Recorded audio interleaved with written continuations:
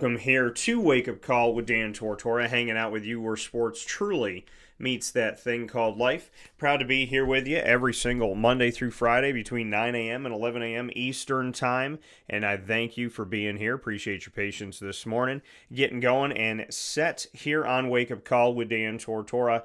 And we are so proud to be with you up and down the East Coast, the Midwest, the West Coast, and all around the globe on youtube.com youtube.com/ wake up call. I wanted to say Facebook. youtube.com / wake up call DT, facebook.com / wake up call DT, and on wakeupcalldt.podbean.com. So however you're connected with the show, we thank you so much for tuning in here to Wake Up Call with Dan Tortora, where sports meets life. And once the shows go live, they hop into the archives, and you can hang out with Wake Up Call on Amazon Music, Audible, iHeartRadio, iTunes, and Apple Podcasts, as well as Player FM, Podbean, Podchaser.com, Podvine, Spotify, TuneIn, and YouTube. All you got to do is search Wake Up Call with Dan Tortora, or one word, Wake Up Call DT.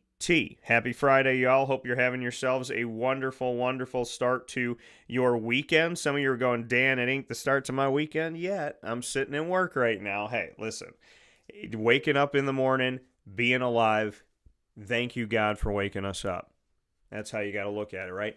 I'm happy that God woke me up this morning. Appreciate that. The sun is shining. I know for those of you in central and upstate New York, it's a little chilly outside, but we're going to figure this out together. A lot of great stuff going on. A lot of things to talk about on today's show. And you know that it is TGIF. And on a Friday, we have the opportunity to give you so many signature segments that we have here. The trio of signature segments we do every single Friday. Especially excited this morning as we get the opportunity to give you our third installment of Cereal Combo. So inside of MonPazPopcorn.com's What's Poppin', we're going to start things off as we always do on a Friday with the annoying moment of the week, proudly presented by Carvel DeWitt, 4322 East Genesee Street. It is what happy tastes like. Then we'll jump into Lead, Learn, Evolve, Ad-lib, and Deliver, proudly presented by Chick-fil-A Cicero and Chick-fil-A Clay. Find out what that topic is going to be in just a little bit. And then we'll announce our top dog of the week. I have more than one. Again, we're going to be announcing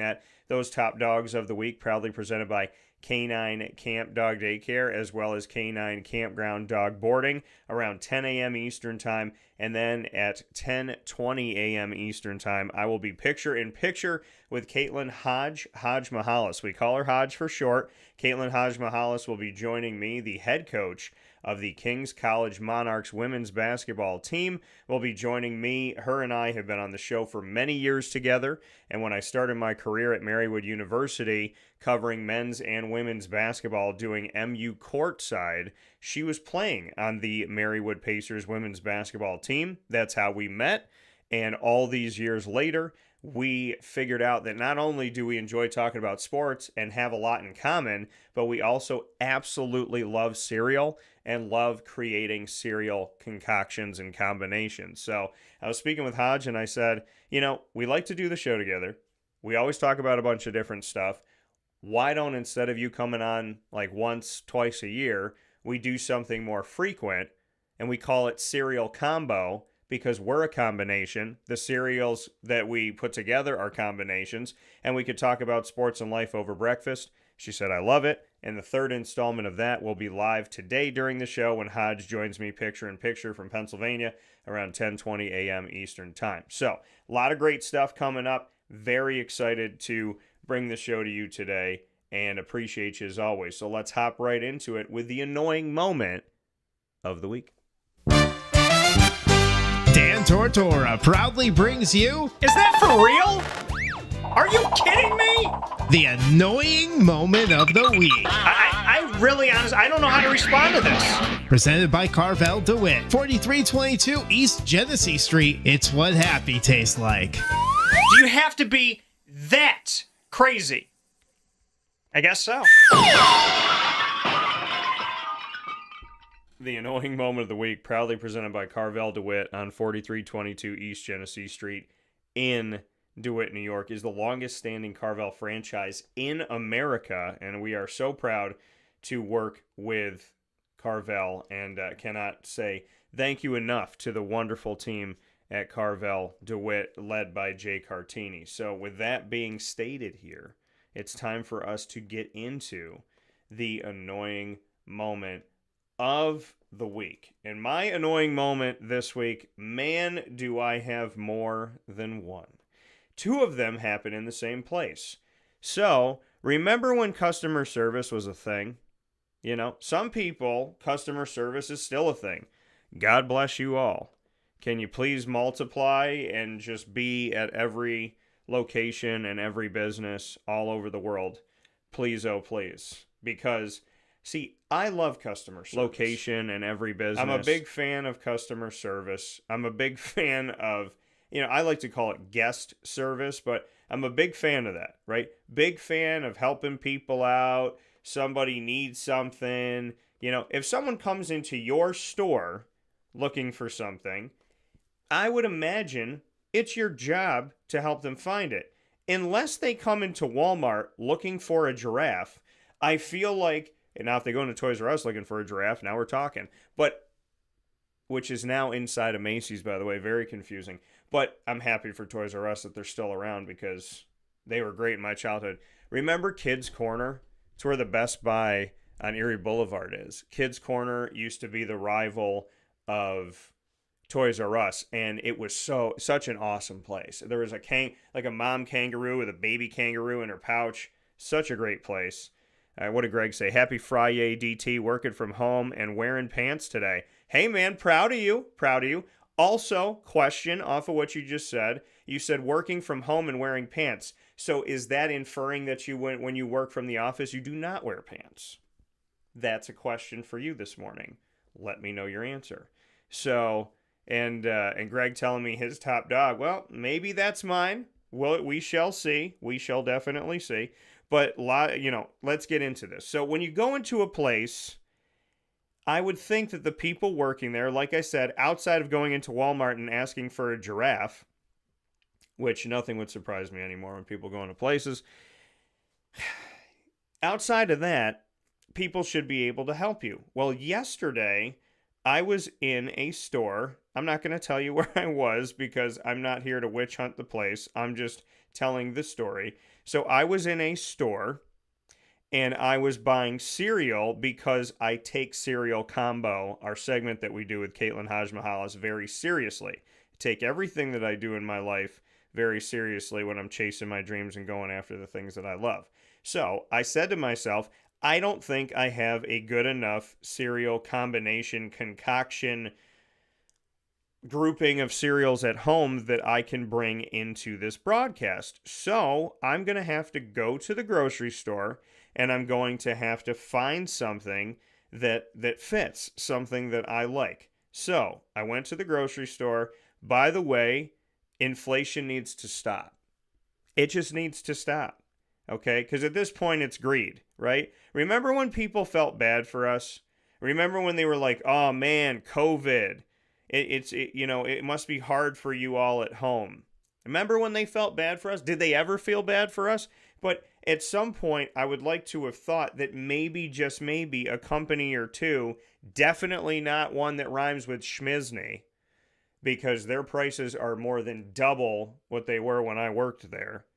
When I look at some of these things out there, I say to myself, why don't businesses care about people, especially in the middle of a pandemic, right? But they continue to raise prices. They do whatever they want to do.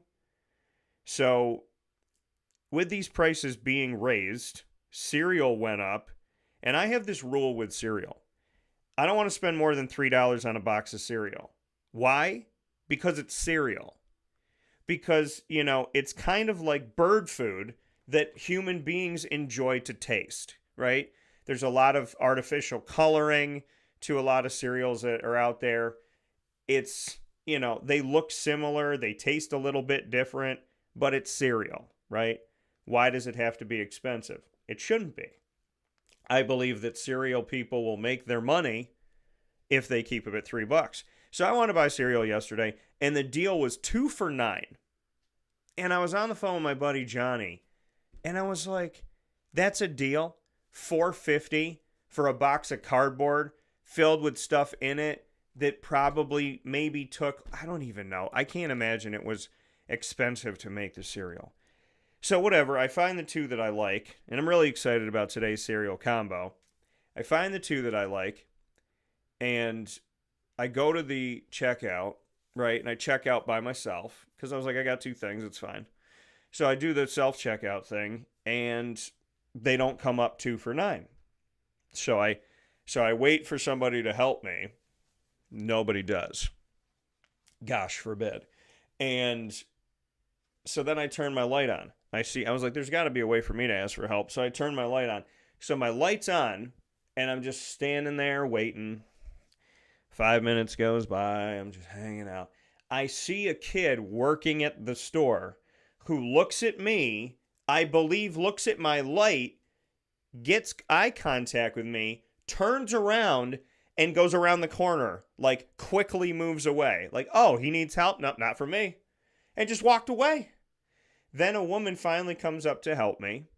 She said, hi, sir. I said, hi, these are 2 for $9. And she's like, well, do you have the special card? And do you have this and that? I was like, no, we're not doing that. It says it's 2 for $9. Okay. You guys have deals all the time for people that don't sign up for your 19 different plans. I didn't say this. I was thinking it in my head. But I said it's 2 for $9, right? It's 2 for $9. She's like, well, maybe you need the card. Maybe you need to be a part of this and you need to scan. And I was like, it's 2 for $9. I just said it like 2 or 3 times. I was like, it's 2 for $9.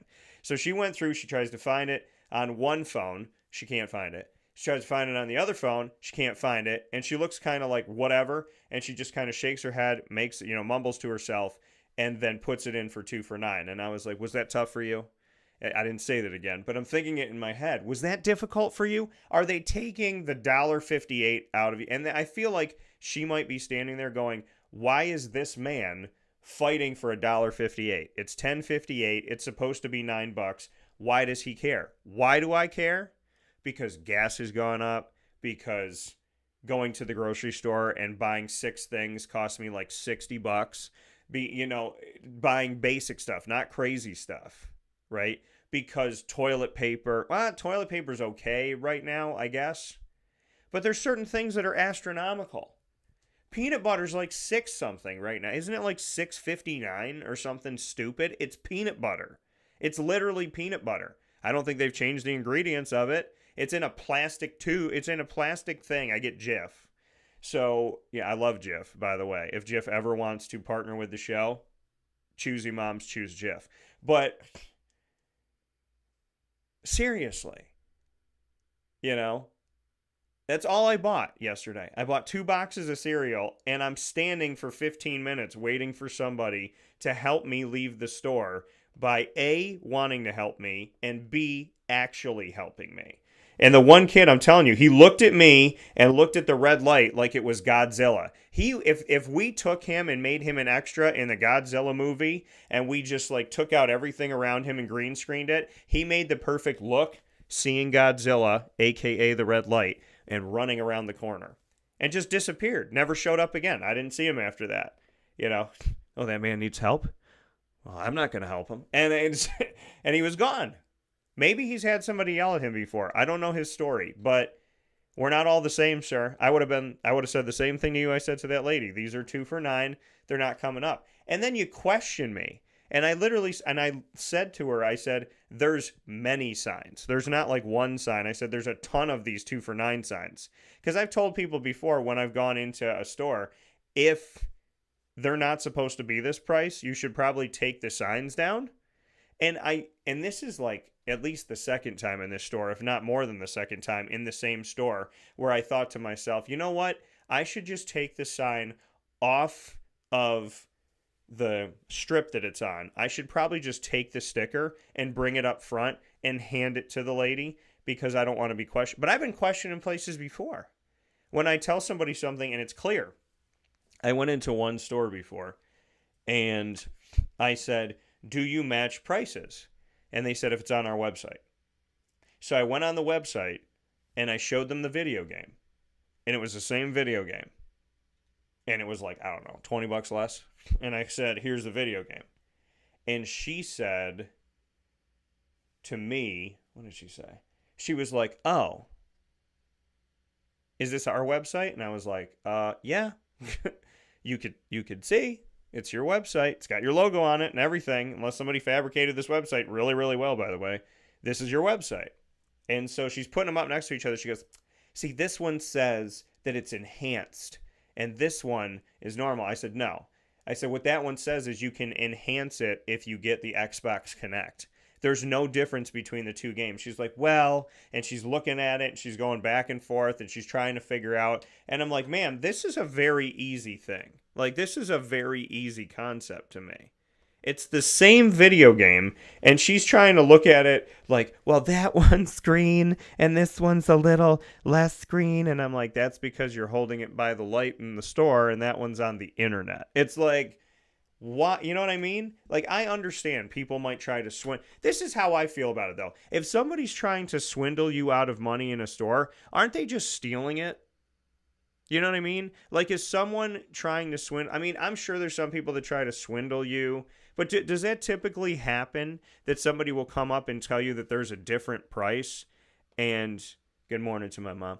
That there's a different price, and then you're like, "No," and they're like, "Yes." I mean, does that typically happen a lot, that you're saying that? I mean, I'm telling you that there's evidence, and then they're telling me, "Well, maybe it's one of our special prices for one of our special people. Are you part of our special club?" And it's like, why do I have to be part of your special club?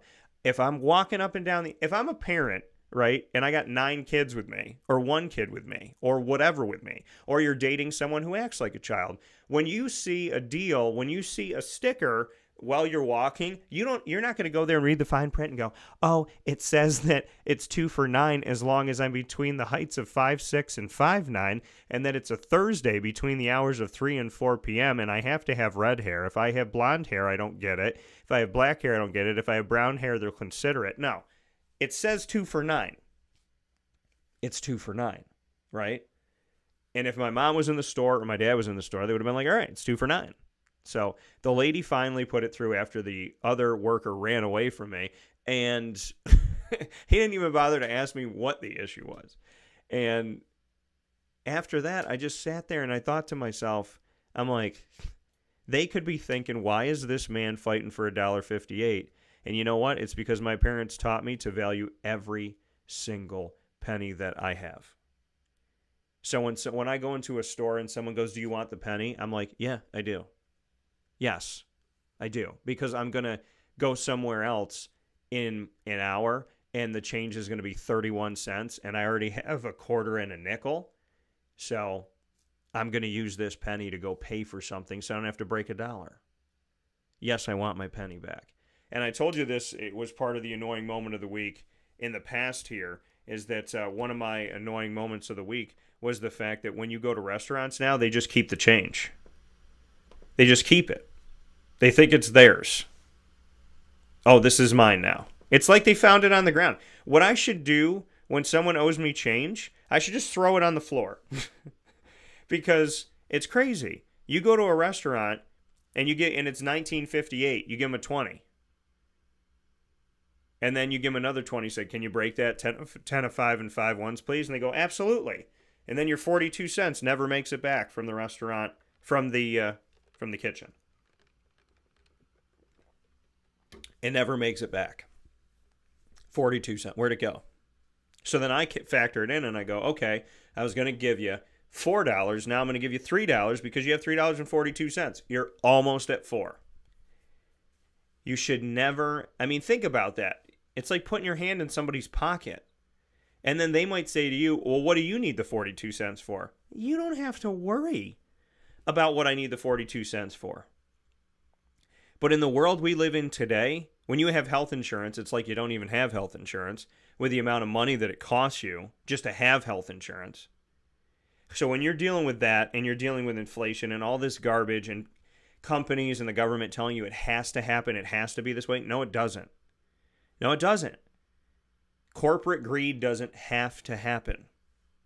People don't have to lie. There doesn't have to be control over people. Truth would be nice, it's just crazy to me. So my annoying moment of the week was a lack of service. I came into your establishment just to buy cereal. A very easy task. And it took me 15 minutes for you to help me, believe me, and let me leave with the deal that you offered me after questioning if you offered me the deal that's in your store. It's like crazy. It's nuts. And it's annoying.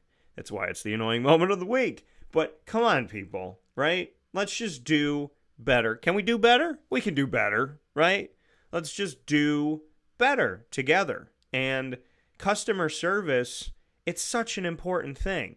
And the sad part is it's more rare than it's not rare that when you walk into a place and someone's like, "Hi, how are you? How's your day going? How can I help you today?" And you want to stop and you want to, and I do. I stop and I tell people that provide great customer service, I take the time to stop and tell them. I told a guy at a gas station, can't imagine how many times they get thanked, because I just feel like people walk in there, they take what they need, and they leave. Like, I feel like people walk in, not everybody, but I feel some people walk into a gas station store, like a convenience store. I feel like people walk in there like they're walking into a vending machine, and they just take what they want, and they think that, like, nobody's there. I looked at this guy. He was super, super nice, and it was at nighttime, and I left, and I said, "Hey, I just want to let you know that I appreciate your guest service. I appreciate the way you treated me, and I appreciate the way that you spoke with me, and, like, doing even more than the typical. Like, I appreciate everything you did normally, and then I appreciate the extra you did, and I just want you to know to keep that up, because it's special, and it's rare, and I appreciate it.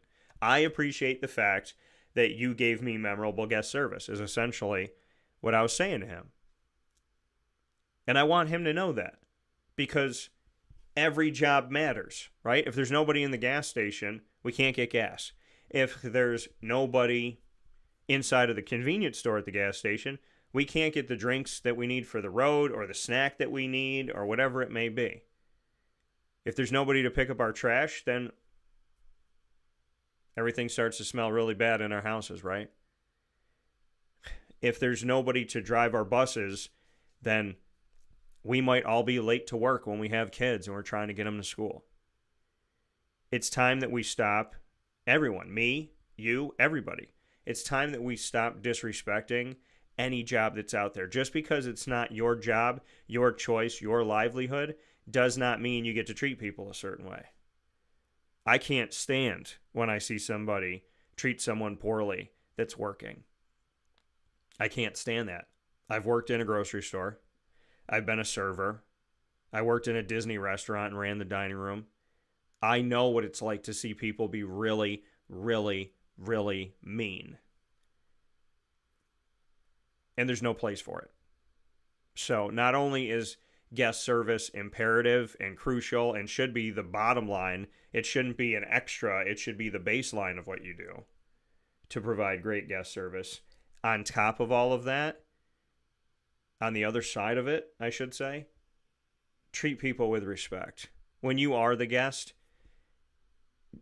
don't go into someone's house with dirty feet and put it all over their couch, right? Respect where you're going. Don't walk in there and go, it's not a big deal, blah, blah, blah. They got a million of these stores. Who cares if I wreck this one? No. Be kind, be considerate. If you want good guest service, be a nice person. And if you want to maybe have a nice interaction with somebody after having a bad interaction with somebody, be a nice person. It's not hard to be a nice person. People say, well, Dan, I disagree. When people are mean to you, it becomes very hard to be a nice person. It's not hard to be a nice person. It's hard to deal with not nice people.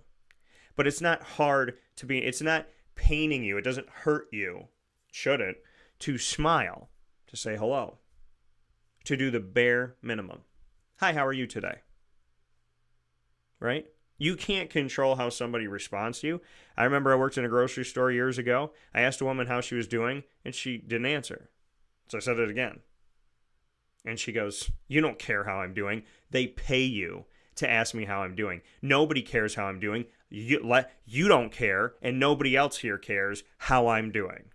And I said, actually, ma'am, I don't say things I don't mean. So how are you today? She doesn't know what type of person I am. She doesn't know that when I say, how are you, I'm not just going through the motions. That when I say, how are you, if you tell me bad, I'm going to say, oh, well, I hope everything gets better. I'm not just going to go, okay, and nod. Guest service is important. How you treat people is important. And it eventually all comes back to you. So, I don't know who's going to run away from this kid like Godzilla, but I would suggest he doesn't run. Maybe he has a fear of customer service, but you're working at a store where people might have a question. And gosh forbid, you're the only person up front right now, right? I understand. He might have had a horrible experience with somebody. But you can't treat me like I'm going to bring that to you, sir. I'm just here to get my my cereal, 2 for $9, which used to be like 2 for $5 or 2 for $7.50. Who in the cereal world was like, hey, these people have been through a lot the past 4 years. Let's jack up the prices of cereal because they got to buy it. Because if they don't buy it, their kids will go nuts. Well, I'm an adult and I still like cereal and I don't appreciate your prices. So please lower them out of respect for us big kids that know that tricks are for us too. We'll take a step aside for a fast break.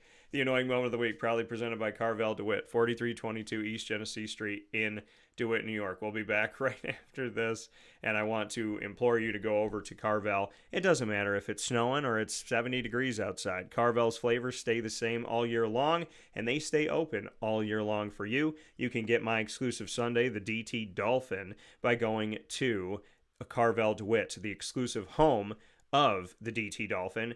Mint chocolate chip, green for the Dolphins, topped off with hot fudge, whipped cream, and a cherry, green and gold sprinkles, and a chocolate dolphin jumping out of your whipped cream. And today's a perfect day to get your DT Dolphin because we are celebrating many historic moments for Lemoyne in Division I. 3 of them happening yesterday. We're going to talk about them in a little bit, so make sure you go and get a DT Dolphin today to celebrate. We'll be back after this with Lead, Learn, Evolve, Ad-Lib, and Deliver, the acronym proudly presented by Chick-fil-A Cicero and Chick-fil-A Clay.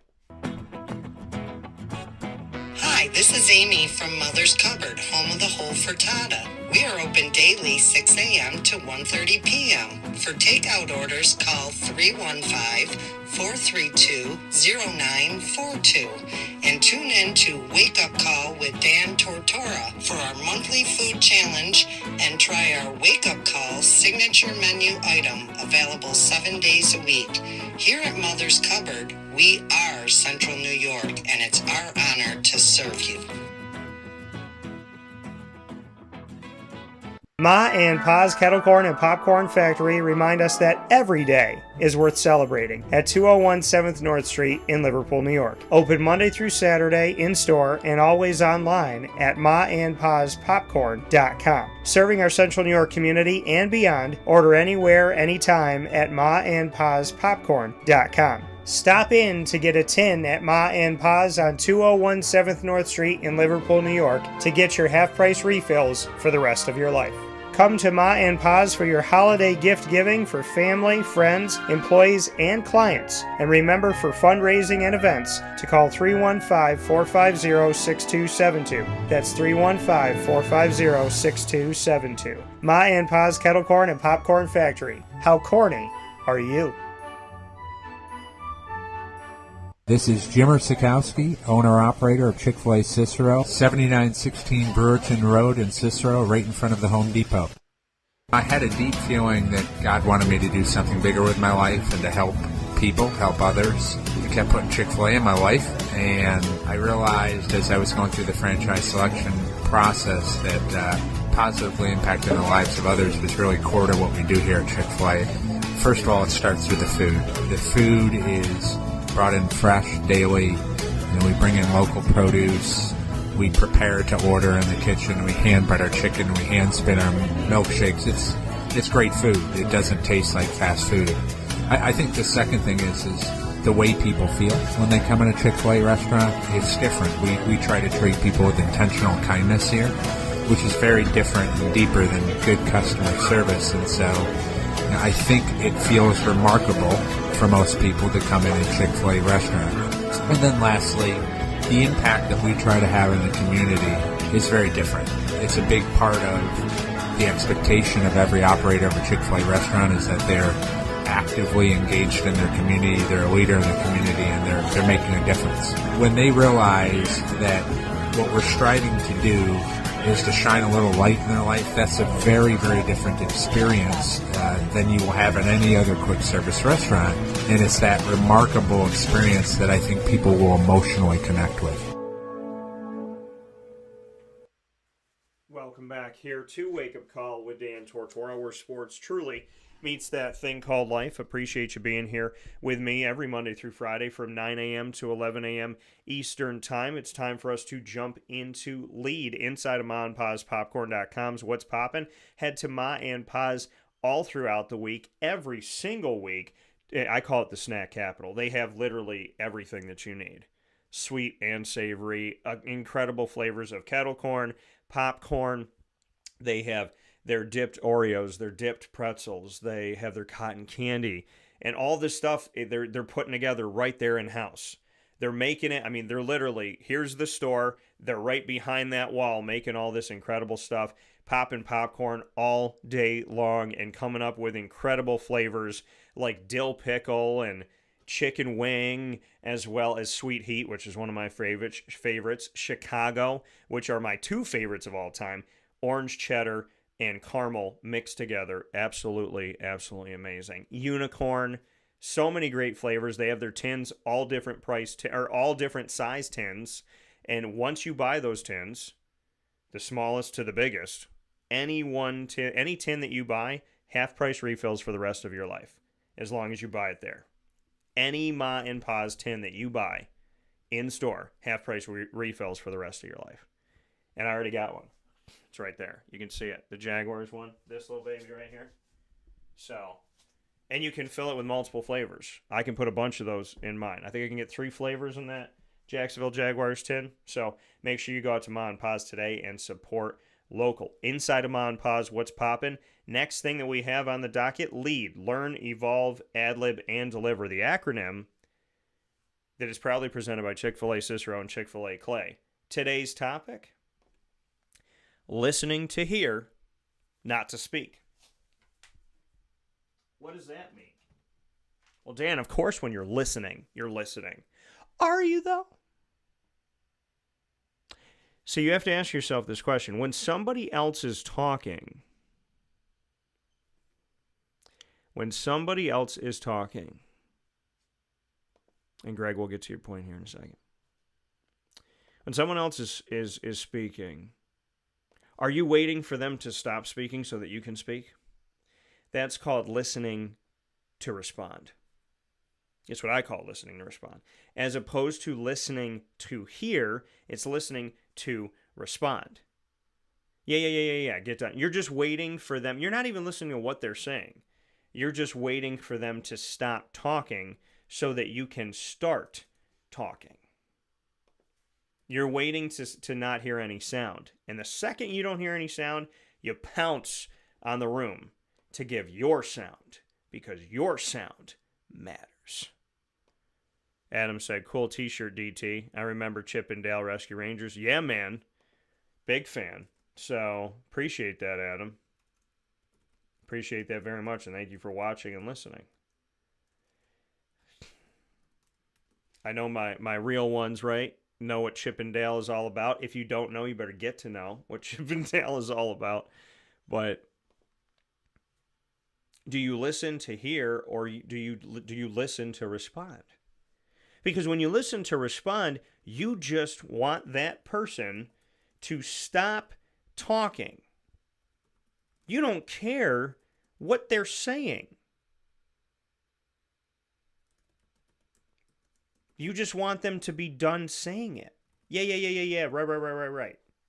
And I actually have friends in my life that will say that to me. They'll go, yeah, right. Because I told them there was a girl that was interested in going out on a date, and we were talking on the phone, and I would ask her about her day, and we would talk about her day, and, I'd try to, listen, learn. I think I could have done a better job myself, But when I started talking, she would immediately go, yeah, yeah, yeah, yeah, yeah, right, right, right, right, right, right, right, right, yeah, right, right, right. And I'm like, I didn't even say anything yet. But as soon as I said something, yeah, yeah, yeah, yeah, yeah, yeah, yeah, uh-huh, yeah, yeah, yeah, right, right, right. You know how annoying that is?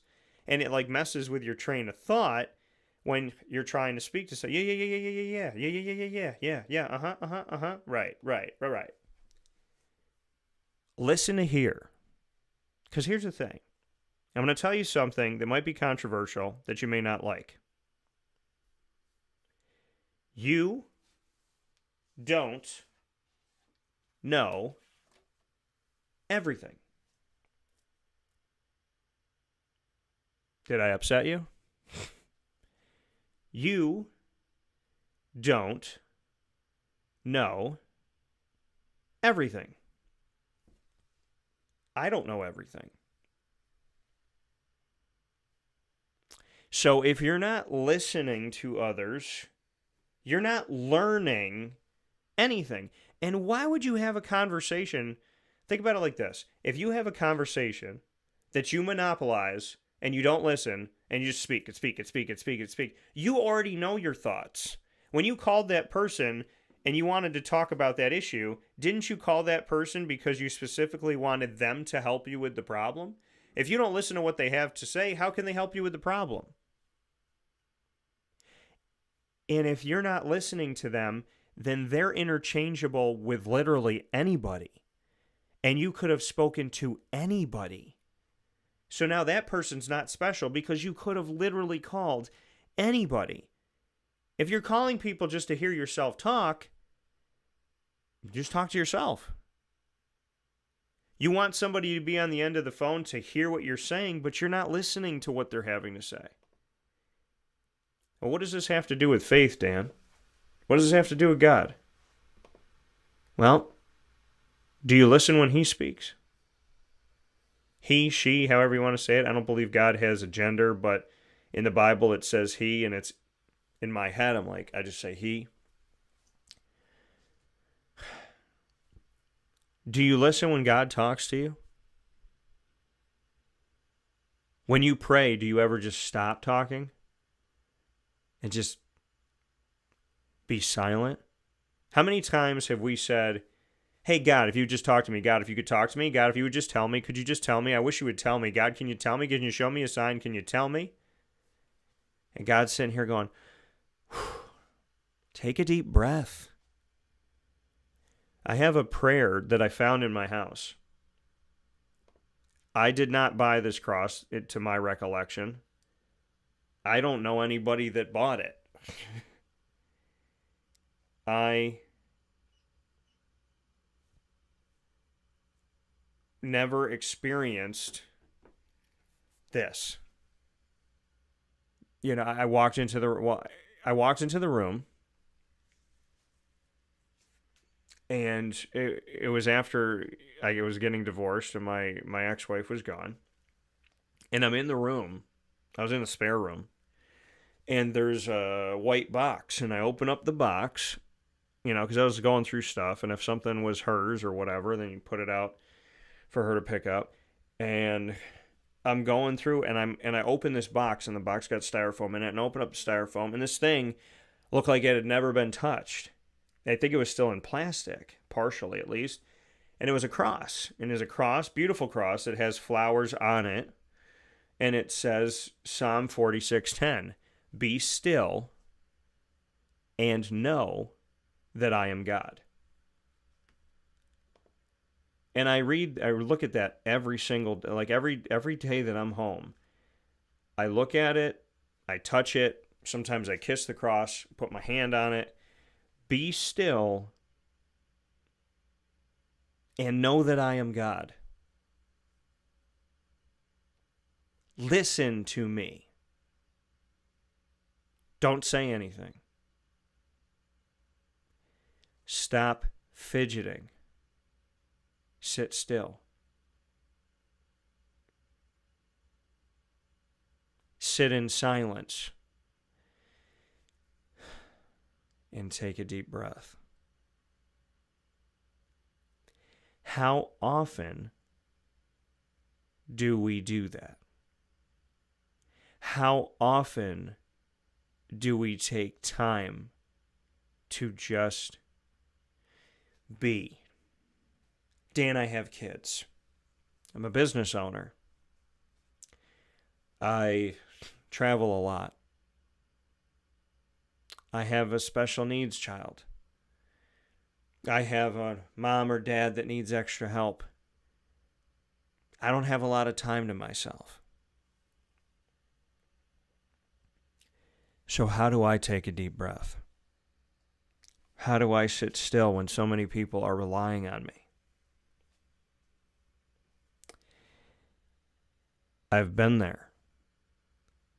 I worked 2 to 3 jobs, lived with my grandma, took care of her in her 90s. I was working, chasing my dreams, dating someone, taking care of my grandmother, and I'm in my 20s at the time. So when people are out downtown getting drunk and having to be carried out of a bar, I've never been drunk in 38 plus years. Hey-o. Very proud of that. I didn't put myself, any other 24, 25, 26-year-old is going to be out doing this, that, and whatever. I felt guilty if I went and did something for myself, if I didn't get home right away to take care of my grandma after I went and did my show. When I went to the office and I stopped to get a cheeseburger, I felt bad. I should be home right now. When I went to visit my girlfriend, I was like, oh man, it's late. What if something happens to my grandma?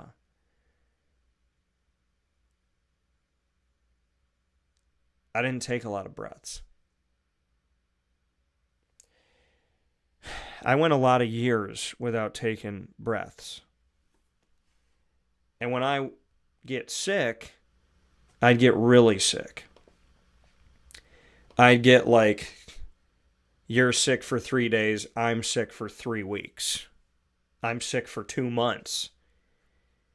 Where it's just not going away. I got mono in college. I had to get my tonsils taken out in college. I didn't really sleep a lot in college, and not because I was out partying, but because I was staying up late having deep conversation. I was editing all night long.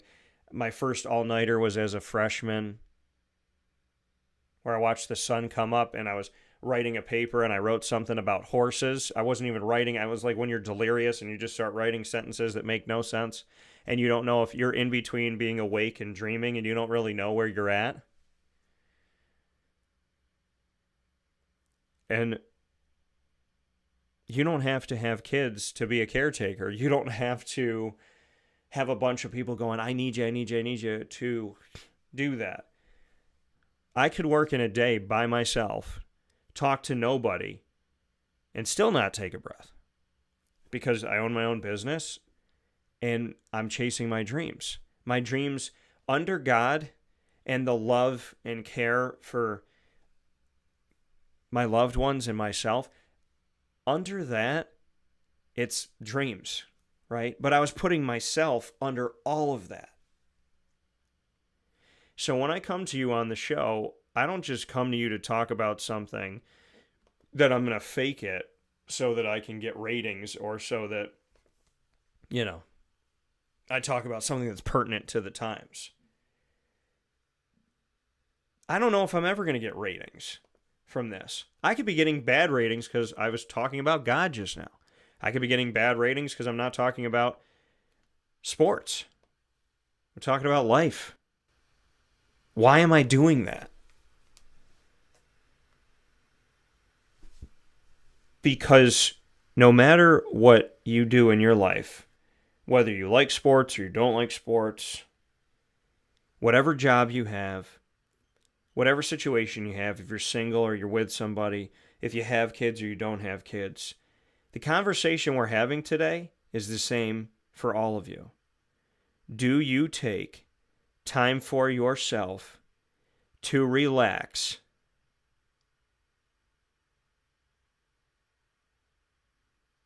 Do you take time for yourself to breathe? Do you take care of yourself? When God is talking to you, do you stay quiet or do you talk over him? How have you chosen to live your life?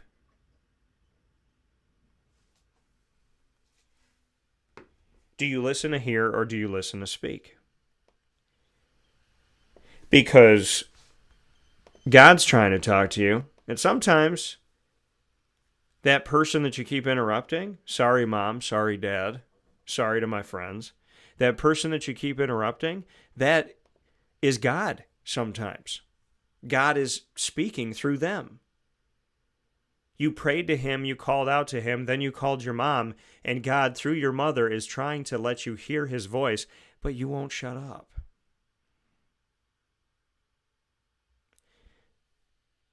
Stress, anxiety, fear, worry, doubt have never changed the world in a positive way. They've never stopped a problem, and they've never sought a solution. Fear, doubt, worry, stress, angst, depression has never solved a problem.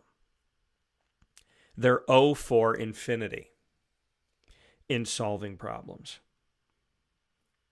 You cannot solve a problem by worrying about it, stressing about it, yelling about it, crying about it, screaming about it.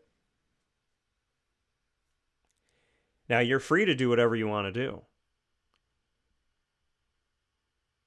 But if you put your body through stress long enough, your body will physically angst you. Your mind will be tired. Your body might be fully functional, awake, and ready to go, but you're exhausted because mentally you're drained. Emotionally, you're tired. Spiritually, people don't believe this, spiritually, you have taxed yourself.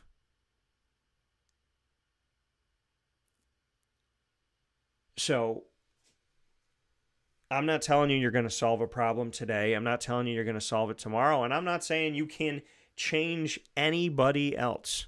What they say, what they think, if they call you back, if they misinterpret you, if they mishear you, if you clarify and they still don't get it. You can't change anybody.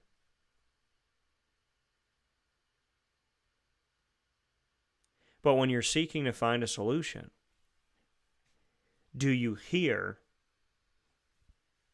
or do you just talk?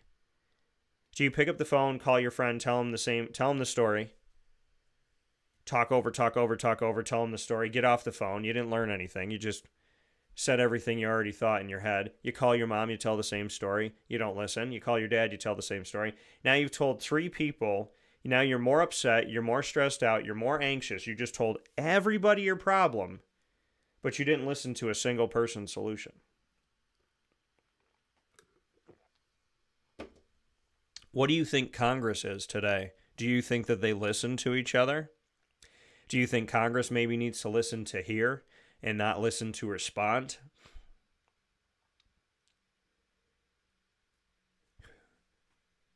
It doesn't matter if you're on a kindergarten playground or standing in Congress today. If you listen to respond as opposed to listening to hear, you will learn nothing, and there will be no difference between a kindergarten playground and Congress. Because at every level of life, if we don't hear what's going on around us, I'm not saying you need to take it in and ingest it. I'm not saying you need to believe it, and I'm not saying it's gospel.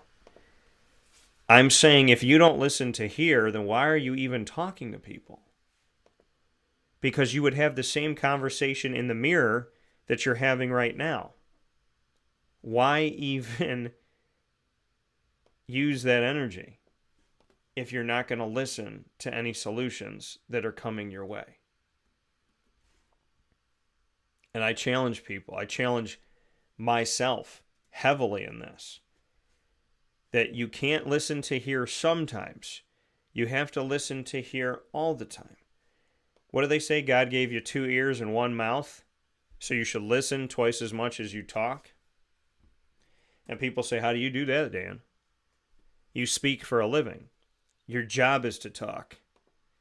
But you should see me when I'm at home. You should see how I am when I'm home. When I'm home, sometimes I just sit there. I look at Lily. I pray a lot. And I just let myself be at home. I cannot, you cannot, we cannot be afraid of the silence. Silence is not a bad thing. See, to some people, silence is deafening. If they let their world be silent for a millisecond, then they'll actually have to deal with the problems. See, they talk so loud that they can't hear the sirens going off in their head, but the moment that they are quiet, the sirens are unbearable. And I will tell you what I told somebody before. Alcohol, drugs, physical stuff, money, materials, going on trips. There's nothing in this world that can fix your problems other than the act of deliberately working to fix your problems. You can mask them, numb them, ignore them, but it does not change them. And we have to face things that we don't want to face, because I'm a believer that when you are faced with something that you do not want to face, especially when it keeps showing up in your life, it is God telling you, I need you to do this because I'm trying to level you up, right? I'm trying to get you to the next level of your life, and I can't get you there unless you beat the big bad of this level, right? Did you ever play the Ninja Turtles game? What do you got to do? Immediately when you start the game, first second in, you got to beat the foot soldiers. Once you beat the foot soldiers, what else you got to do? You got to defeat Krang, right? You have to defeat Bebop and Rocksteady. You got to defeat all of these characters, and then you got to defeat Shredder. In life, you have to overcome your problems. You have to overcome your adversity, or else you will stay on the same level, and it will cost you. If you play a video game and you just stand there and you let your problems beat on you, and you don't fight, you'll keep putting quarters into the machine. You will keep paying for not facing your problems. When you put a quarter in a machine at an arcade, what do? You grab the controllers and you fight for your life.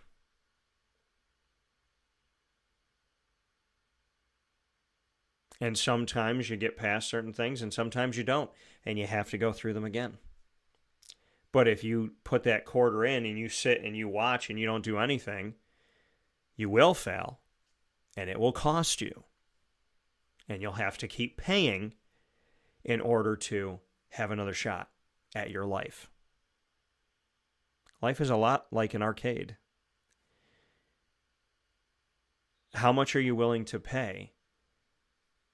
How much are you willing to fight?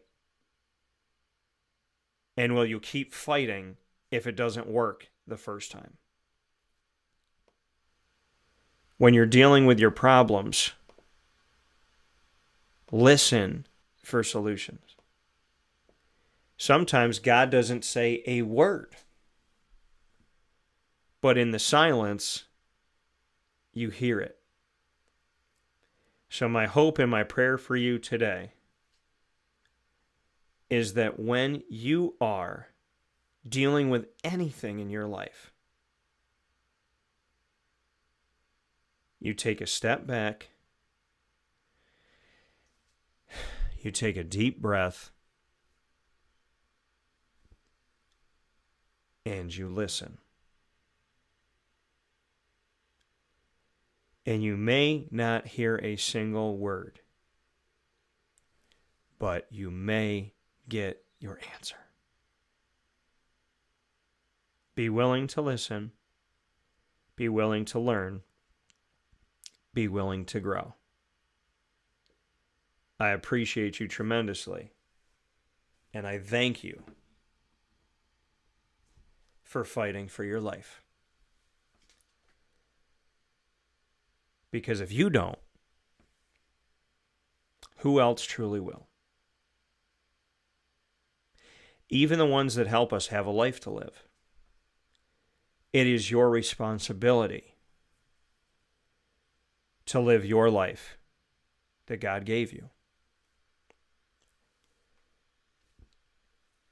And stress will never change anything that's going on, but it will change you. I'm not telling you it's going to happen overnight. I'm not telling you it's going to be easy. But I'm telling you, wherever you are at in your life right now, you are being challenged to take the next step. And until you take it, you will continue to be challenged. So my prayer and my hope for you is, as scary as it is, you grab God's hand and you take one step forward today. Face your fears, face your problems, work on solutions, and be willing to continue to work at it until you win. Your win, your victory, you faced your problems, you faced your adversity, you stood up for what you believe in. You did the best you could. And I promise you that no matter what anybody else says or does, if you give your all and you try your best, God will open the door that's supposed to open. And I'm promising you that because every time I thought I wasn't going to make it, couldn't do it, couldn't get past it, I'm here today reminding you that if you give your all and you listen,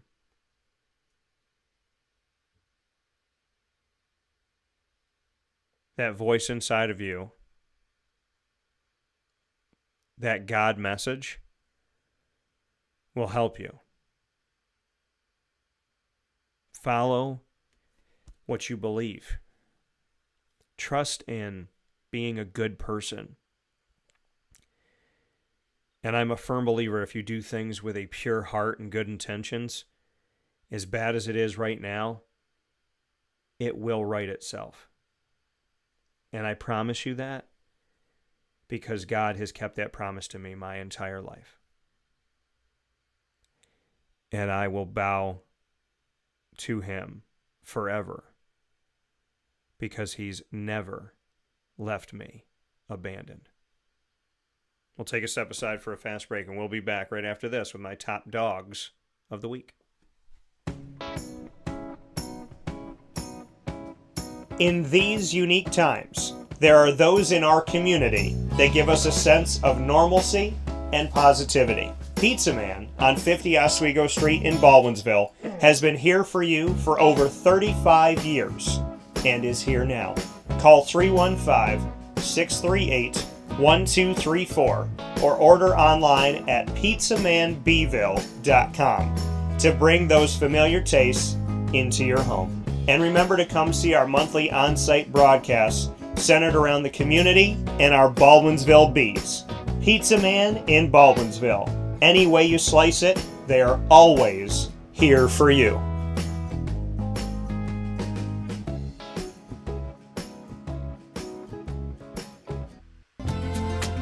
Looking for your next ride?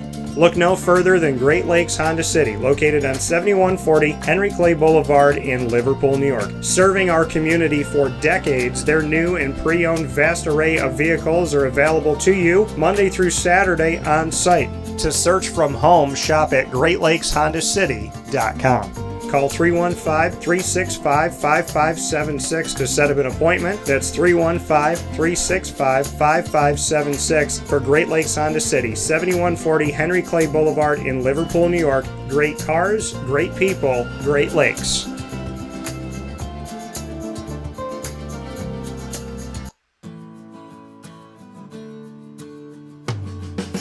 Our corporate purpose at Chick-fil-A is to glorify God by being faithful stewards of all that's entrusted to us and to positively influence all those who come in contact with Chick-fil-A. And what became increasingly clear from our success in Cicero is that people love Chick-fil-A.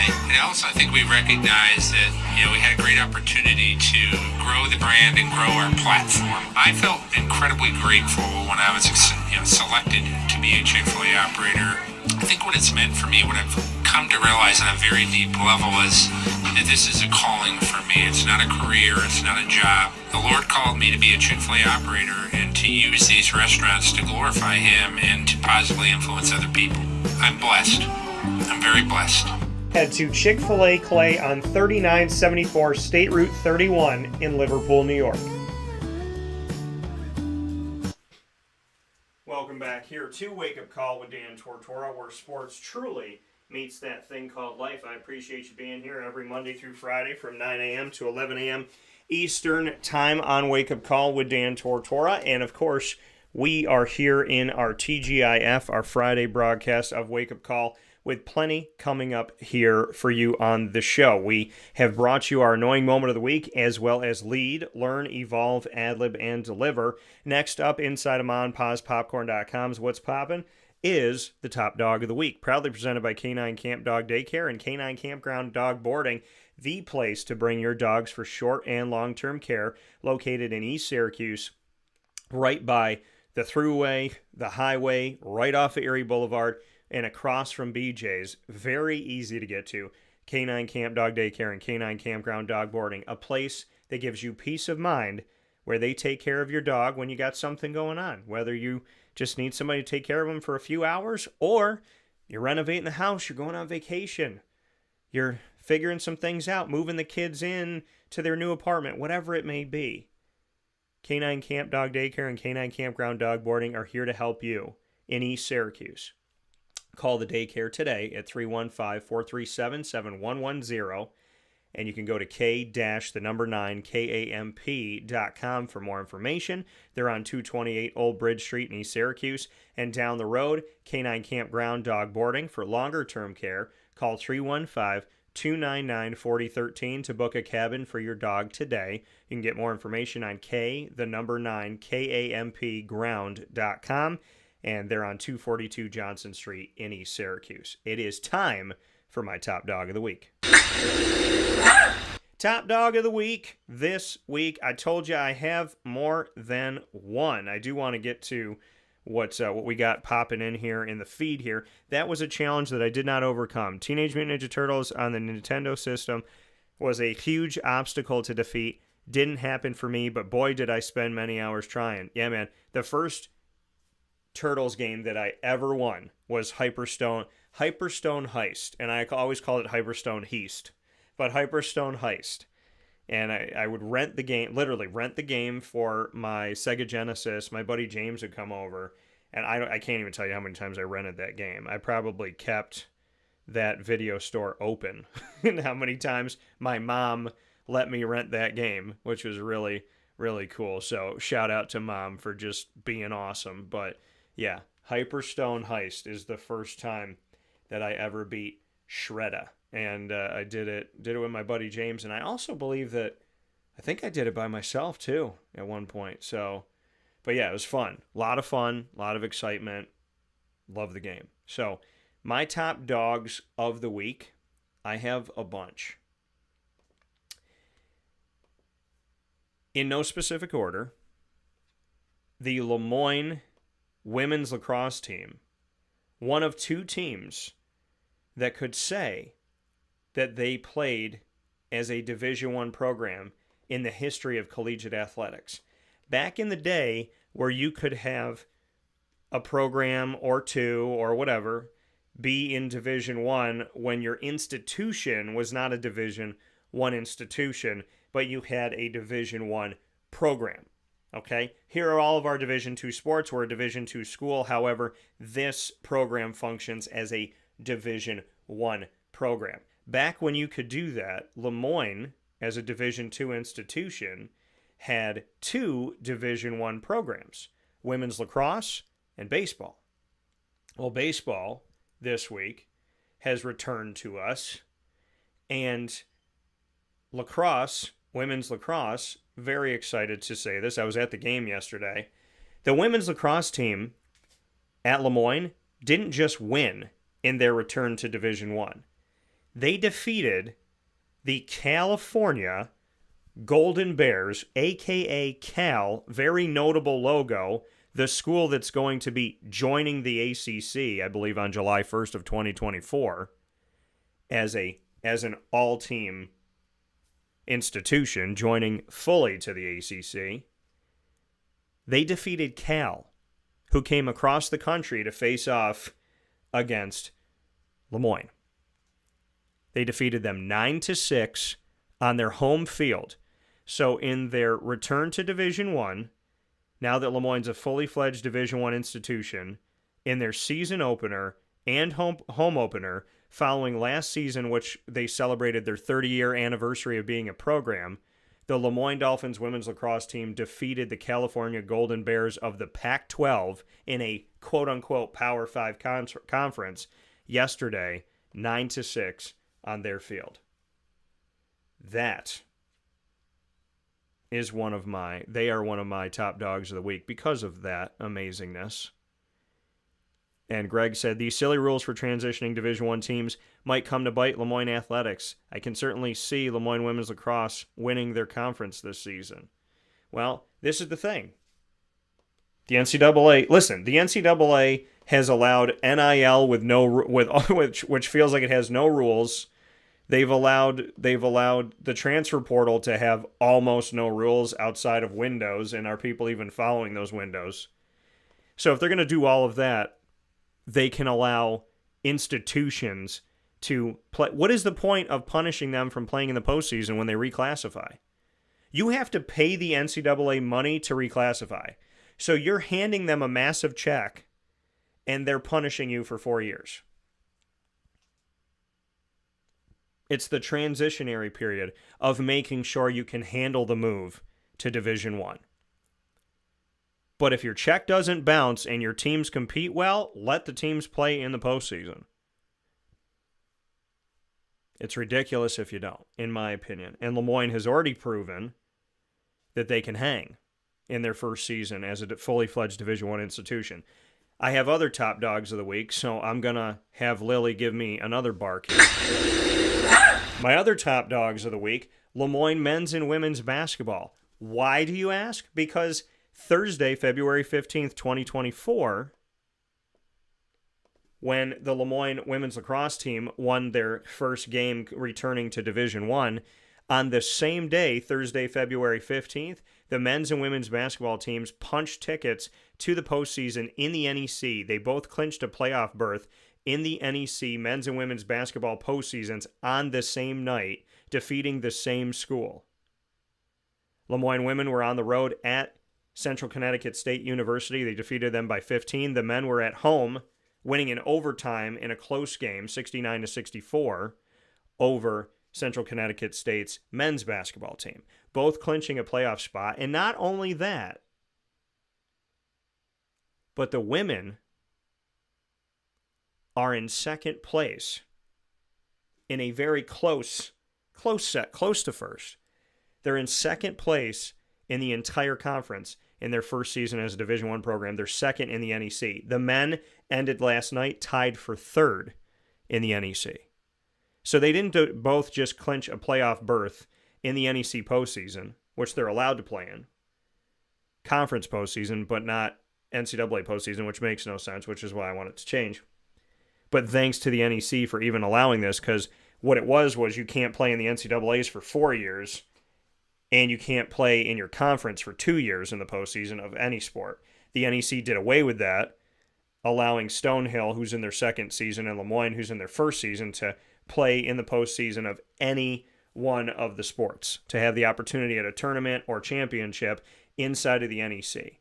And I want to thank NEC Commissioner, who I've known for many years, Noreen Morris, and all of the incredible leaders of the institutions that were in the NEC that voted to make this a possibility, because without them it wouldn't happen. So thank you. Thank you for Stonehill and for Lemoyne and whoever else, right? Lemoyne men's and women's basketball not just clinching a postseason berth, but doing it on the same night, within the same, hour? And ending the night in the top 3 in the NEC in women's and men's basketball. So not just getting into the postseason, but being in the upper echelon of the conference in their first season as a Division I institution. So they're both top dogs of the week. God bless them. And my final top dog of the week, you know who she is. Caitlin Mother freaking Clark. Yes, okay? And I wasn't a Caitlin Clark fan because of last night. I became a Caitlin Clark fan last year because I'm a three-point shooter. I love shooting threes. I love shooting from half court. I love shooting all over the court. I don't care where I am. I want to make the shot. And I'll keep practicing until I make it. Well, Caitlin Clark is fun to watch for me because she can shoot from anywhere. She can shoot from the student section. She can shoot from the 200s. She can shoot from the nosebleed seats. And she can shoot from her apartment back at home, wherever she may be, wherever the game is. Caitlin Clark not only now has the most points ever in women's basketball history, the most points ever in women's basketball history, but she did it by taking a shot from another stratosphere, from another planet. The record was held by Kelsey Plum, who had 3,527 career points over 139 games, playing for the Washington Huskies from 2013 to 2017. Caitlin Clark, at 22 years old, has now taken that record. She did it in her 126th game. So she did it in 13 less games, my grandfather's lucky number, Pop Cavino. So she did it in 126 games instead of 139. She did it against Michigan. She needed 8 points last night. Again, last night. All of my top dogs of the week have to do with Thursday, February 15th, 2024. Must be a good day. Maybe play those numbers. 2, 15, 24, 20, 20, and 24. Think about playing them. She needed 8 points last night. She got much more than 8. She got 49. And this three-point shot was insane where she shot from. Her own career high of 46 points was broken when she nailed a three-pointer toward the end of the game to get to 49 points, 13 rebounds, and 5 assists in a win over Michigan, 106-89. She's already won the Naismith and Wooden Awards. She's averaging 32.1 points per game, 7 rebounds per game, and 8.3 assists per game. You think about all the shots she's taking and everything she's doing, she's averaging almost 10 assists a game. Her field goal percentage on average is 47.3%. On an average of 22 attempts per game. That's also a career high. And she's making 39.3% from 3, which was close to her freshman career high. She holds the men's and women's record for most games scoring at least 30 points with 51 over the past 25 years and scored at least 40 on 11 occasions. In the time that she scored 40 points, 4 of those 11 games were against teams ranked in the AP's top 25. There's only been one game in her entire collegiate career, Caitlin Clark, where she scored single digits and it was in her freshman season. She has at least 20 points in every single game played for Iowa this season. Absolutely amazing. And Caitlin, I was already a fan. And then you went and did something like this. And guess what, Miss Clark? I bought Bowman U 2023-24 basketball blaster boxes and opened them in a GG Cards and Breaks video for the sole purpose, the main reason, was to get your card. Now, her Bowman First, her first ever card, when they do the Bowman First, it's like the first time they appear on the card and all that good stuff. That was last year, 2022-23. But you can still obviously get her in college.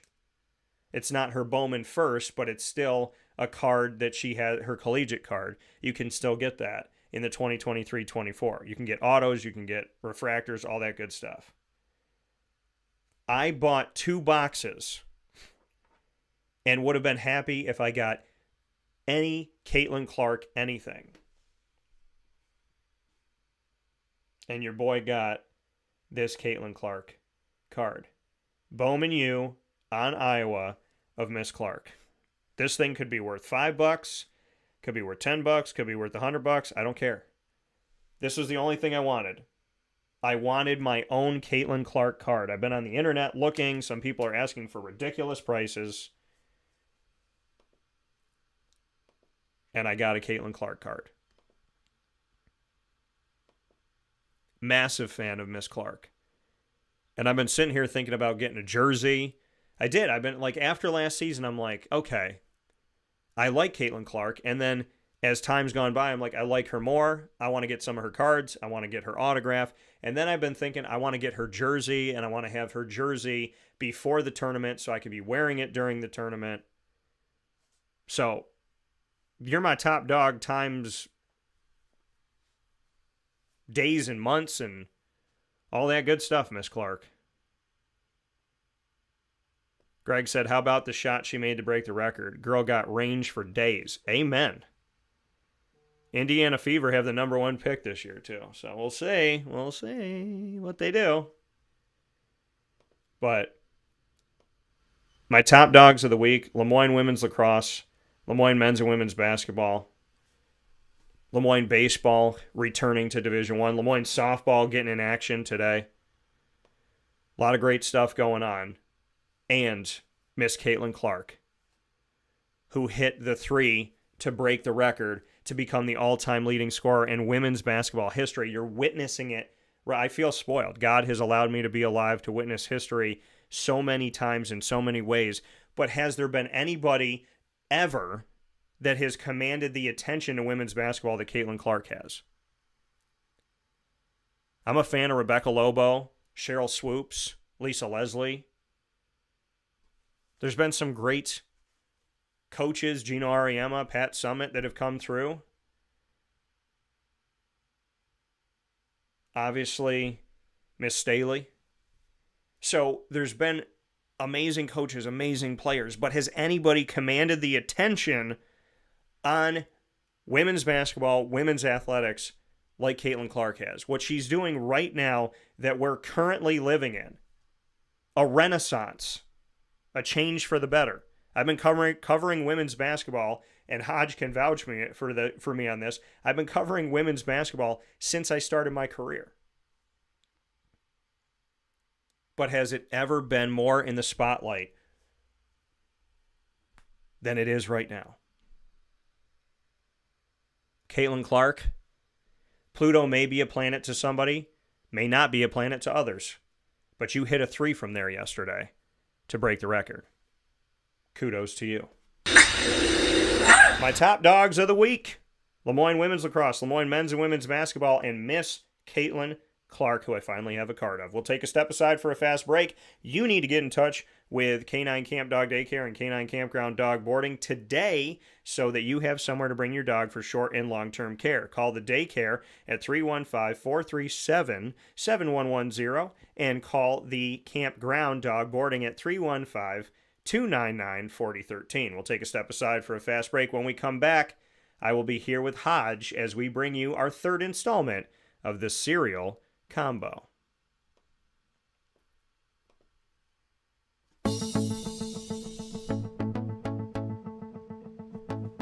Avicoli's, located on the corner of Route 57 and Wetzel Road in Liverpool, New York, has been your trusted neighbor for decades. Located just steps from Liverpool High School, we're happy to have the Liverpool Warriors on-site, on-location broadcast at Avicoli's through Wake Up Call with Dan Tortora every single month, featuring student athletes, coaches, and administration throughout the year from Liverpool High School. Head out to Avicoli's today on the corner of Route 57 and Wetzel Road in Liverpool, New York, open Tuesday through Sunday for lunch, dinner, and drinks. We'd love to see you out there. And of course, you can call them at 315-622-5100 for takeout, delivery, and catering. That's 315-622-5100. And also find them on myavicolis.com. That's myavicollis.com.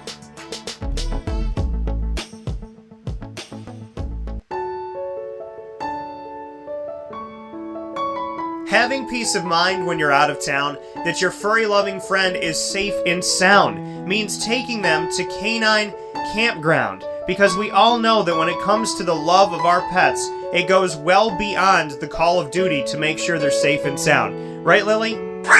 So take a ride to 242 Johnson Street in East Syracuse, New York, and see Canine Kampground and where your dog will be staying in the classic cabin, the executive cabin, the grand cabin, or of course the luxury cabin, because if you know Lily, you know she loves luxury. Now you don't have to wait to the last minute to find a family member or a friend that'll take your dog for a few days.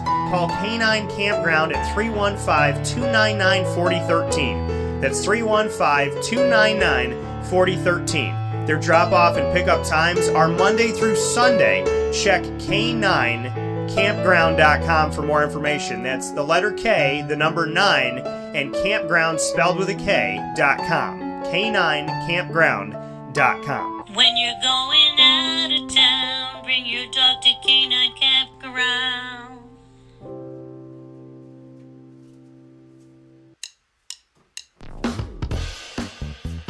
PB&J's Lunchbox, the food truck that you love finding all throughout Central and Upstate New York, now has a street-side cafe. So when you're craving their traditional favorites as well as their out-of-box amazing menu items, you can now head to 663 Old Liverpool Road in Liverpool, New York. Located just minutes from the highway, the Thruway, Destiny USA, and Onondaga Lake Parkway, PB&J's Lunchbox Street-Side Cafe is there for you Monday through Saturday from 9 a.m. to 7 p.m., serving breakfast, lunch, and dinner all throughout the day. Get breakfast for dinner, dinner for lunch, whatever you fancy, including their award-winning grilled peanut butter and jelly sandwich. Find them at 663 Old Liverpool Road in Liverpool, New York. PB&J's Lunchbox, where we love to know what's in your lunchbox.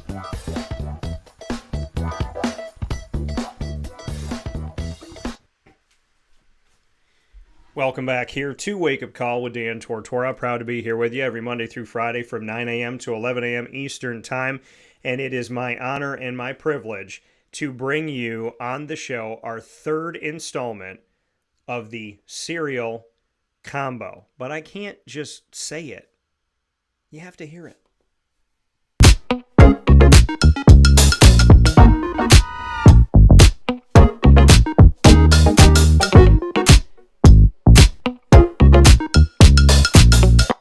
I am here, picture in picture, coming in on the screen right now with me is my co-host for this beautiful segment, which is Cereal Combo, and that is the combination of myself with Miss Caitlin Hodge Mahalis. We call her Hodge, and we are here to speak on sports and life over our cereal creations. Hodge, how we doing? What's going on, Dan? I'm happy to be here. I appreciate your patience as I just got really loud and excited for Caitlin Clark in the studios.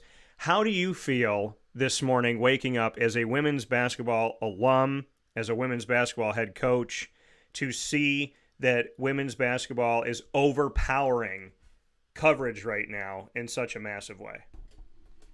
I sit there because I've been around it for so long, like, all right, it's about time. Like, good, you're on board. Please stay. It's great.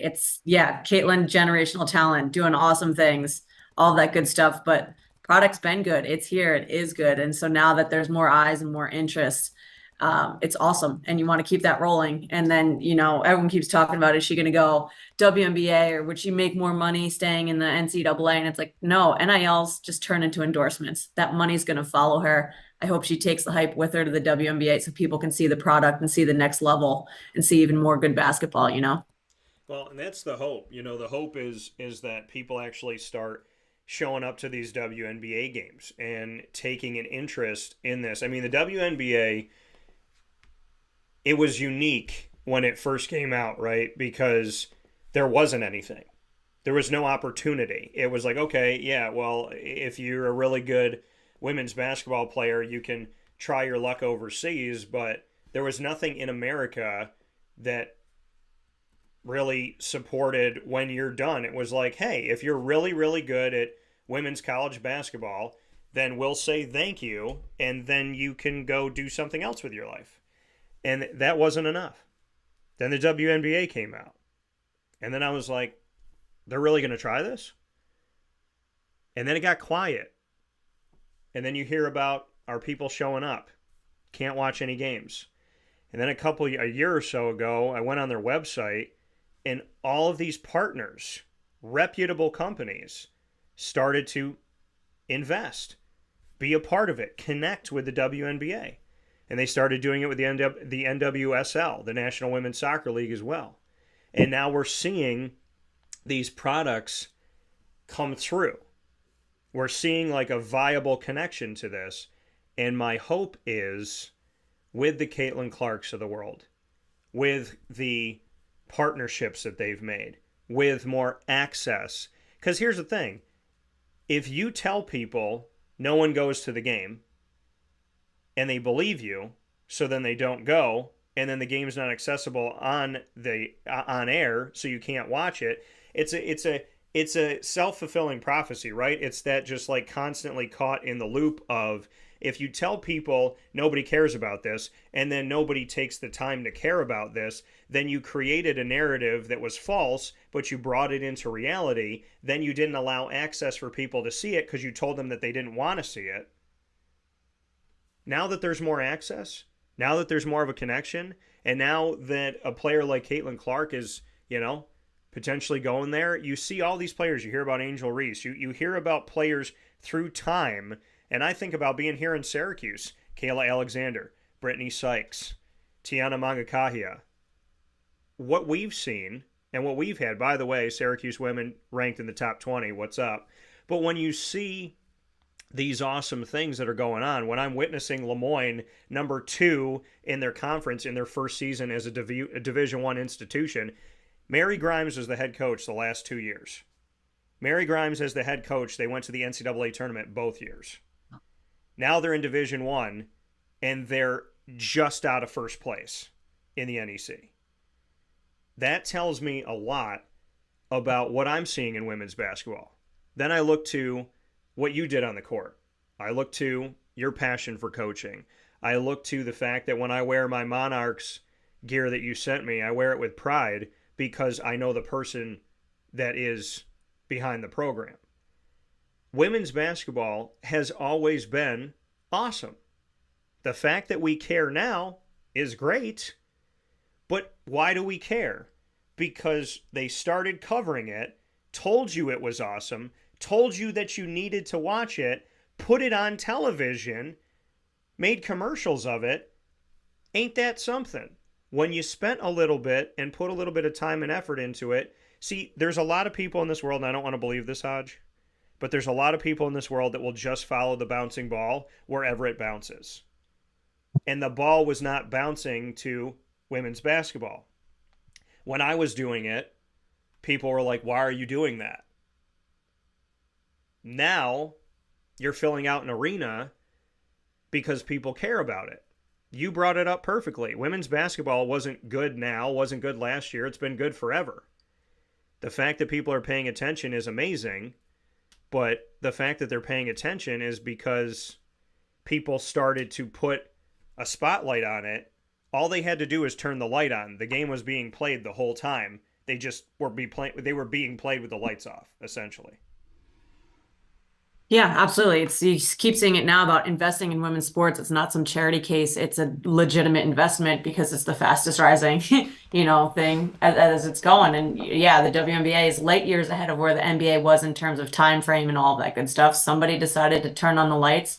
I think it also pairs with the WNBA finally being allowed to market themselves as their athletes are more authentically instead of trying to fit some mold to create, space within whatever male dominated sports world or the male gaze and all that other stuff. Like they're finally allowed themselves to market the way that, their players are, their athletes are, and they're more authentic. So their stories connect more. So when you shine that light on, people see themselves and they want to learn more about these athletes and more about the game. And it's great that, like we said, like Caitlin Clark, Angel Reese, all these current new age players that are coming with the NIL, the social media followers, all of the other background where they're bringing more eyes to the sport, that hopefully that's what gets them hooked. But like you said before, they find other parts that make them stay, Yeah, and I think, for me, what made me interested in women's basketball, and I'm not saying this because you're on, it was being around you guys. I mean, my experience starting my career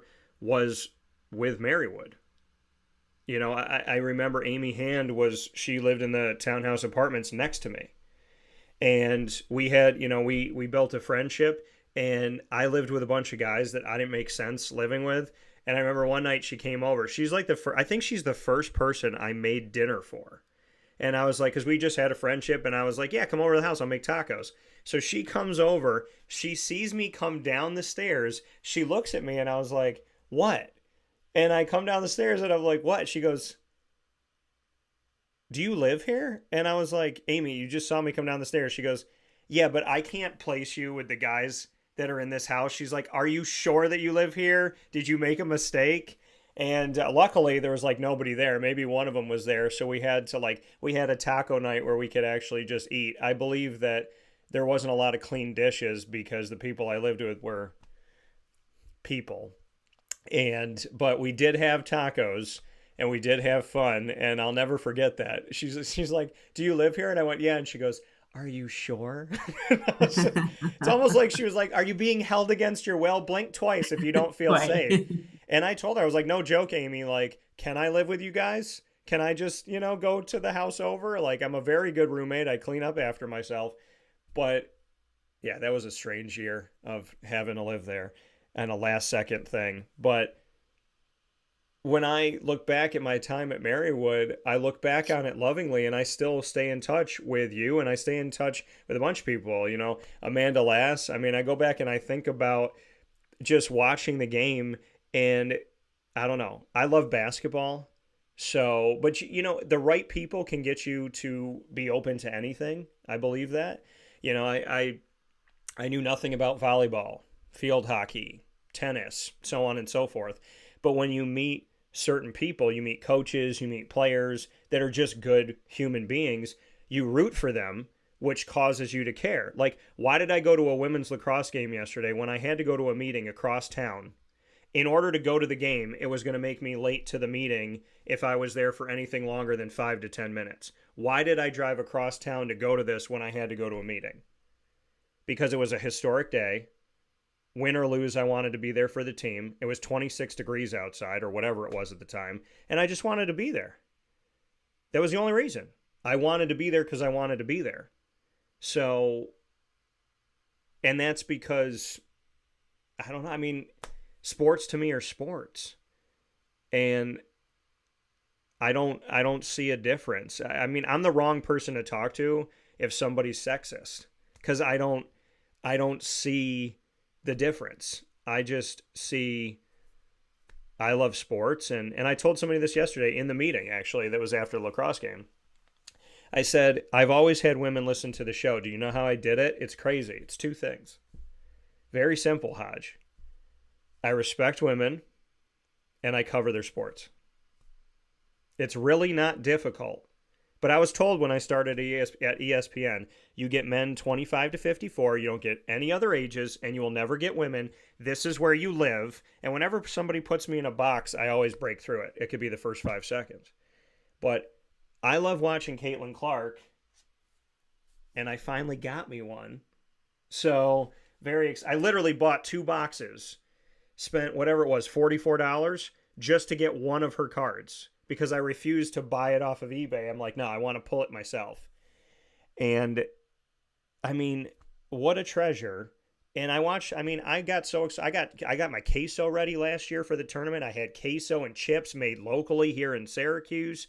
Went to a spot that I love. They were closed, and yet they opened. They were there working. They made me queso. The restaurant wasn't open. I went home and I watched these games, and I know it's long-winded, but I mean, I love this sport because you and I wouldn't be talking right now if I didn't. So I don't know. I mean, I guess you and I are just living in a world where, like, we knew this 20 years ago, 30 years ago, whatever it is. I mean, 20 years for me as a broadcaster, your whole life. I mean, we knew that this existed. It's kind of like everybody realizing that water comes out of fountains. It's like, no, we've been drinking the whole time.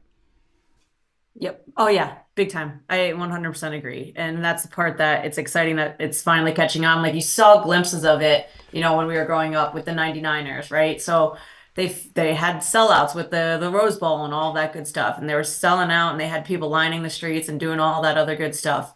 And it's like, okay, well then why did you go away? Right? So soccer was able to pick up, and you can go into all the dynamics of that, they're predominantly white and all this other crap, but the sport was good. The play was good. The people were authentic, and it drew people in regardless of what was going on. It's happening across. Now you've got professional volleyball leagues and like the AU Pro Sports, where they're trying to get lacrosse leagues going and trying to get all this other, like you said before, how for basketball they just had to go overseas. Like Cynthia Cooper spent her prime like in, I think it was Italy, wherever it was overseas, and then as a rookie in the in the WNBA, when she decides to come back when they launch it, and she just tears it up, and they go on a stretch with Cheryl Swoops and the Houston Comets, and she's playing incredible basketball, and everyone's like, yeah, do you realize how much older she is in her career at this point? So it's exciting to see, the opportunities for people to stay home, and that you're getting the access to watch it. Obviously, I'm a big WNBA fan, so like I get the league pass.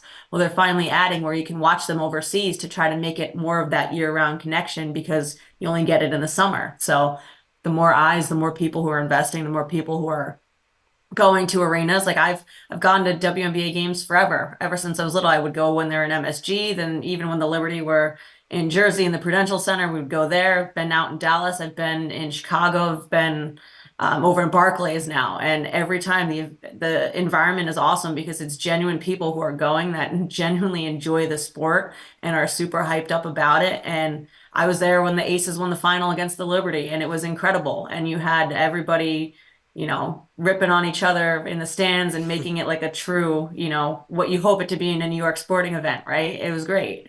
So the more that happens, the more people that get access to it, the better.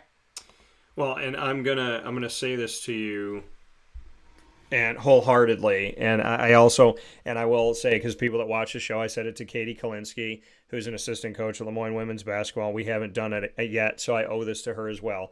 But I'm gonna give you my promise and my word that if you would like, we will go to a WNBA game. Heck yeah. I'm telling you gotta go to the one in Brooklyn, because I'll tell you this, the Liberty have the most electric mascot. Gritty's great, but you gotta peep this elephant. It's Ellie the elephant. Insane. You gotta get on board.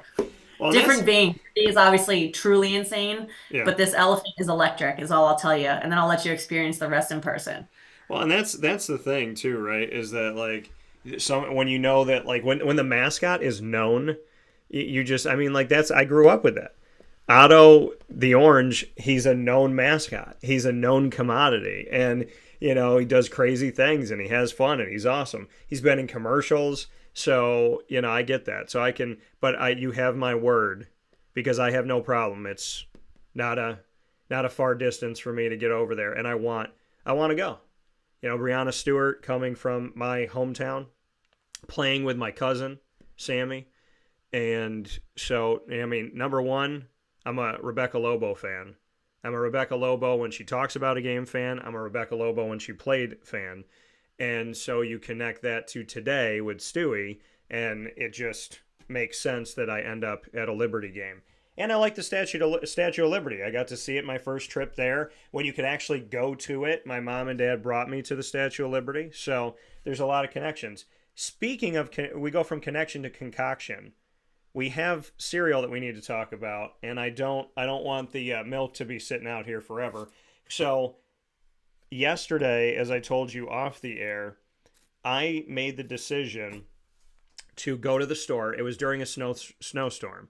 And I called up Hodge and I left her a message, and she sent me straight to voicemail. So rude. No, she didn't. And so I left her a message, and I said, I just want you to know that I'm driving in a snowstorm to go to the grocery store to buy cereal because I don't feel like I'm as prepared as I need to be for the show. And I found a cereal. Now, here's my thing. I believe that God knows things about me and will do things that people might think, yeah, Dan, I'm sure it's for you. Hey, you know what? My whole life, he's done it. Whether you believe it or not is inconsequential. When I went to Target and they had Frosted Flake Lucky Charms, I looked up and I went, okay, I mean, if this isn't for me, I don't know what is. Yesterday, my concoction today is nothing that I mixed. This is something that was mixed that is new that I never experienced before. Lucky Charms S'mores cereal. All right. That does sound very much up your alley. So that's in my world. What do you have today? I went with two classics, and I don't know how this is going to go, and we're just going to try it. I got Corn Pops and Apple Jacks. Okay, so the other thing that I bought yesterday was Apple Jacks. I've been craving the Apple Jacks, and you can't go wrong with some Corn Pops, so we made it work.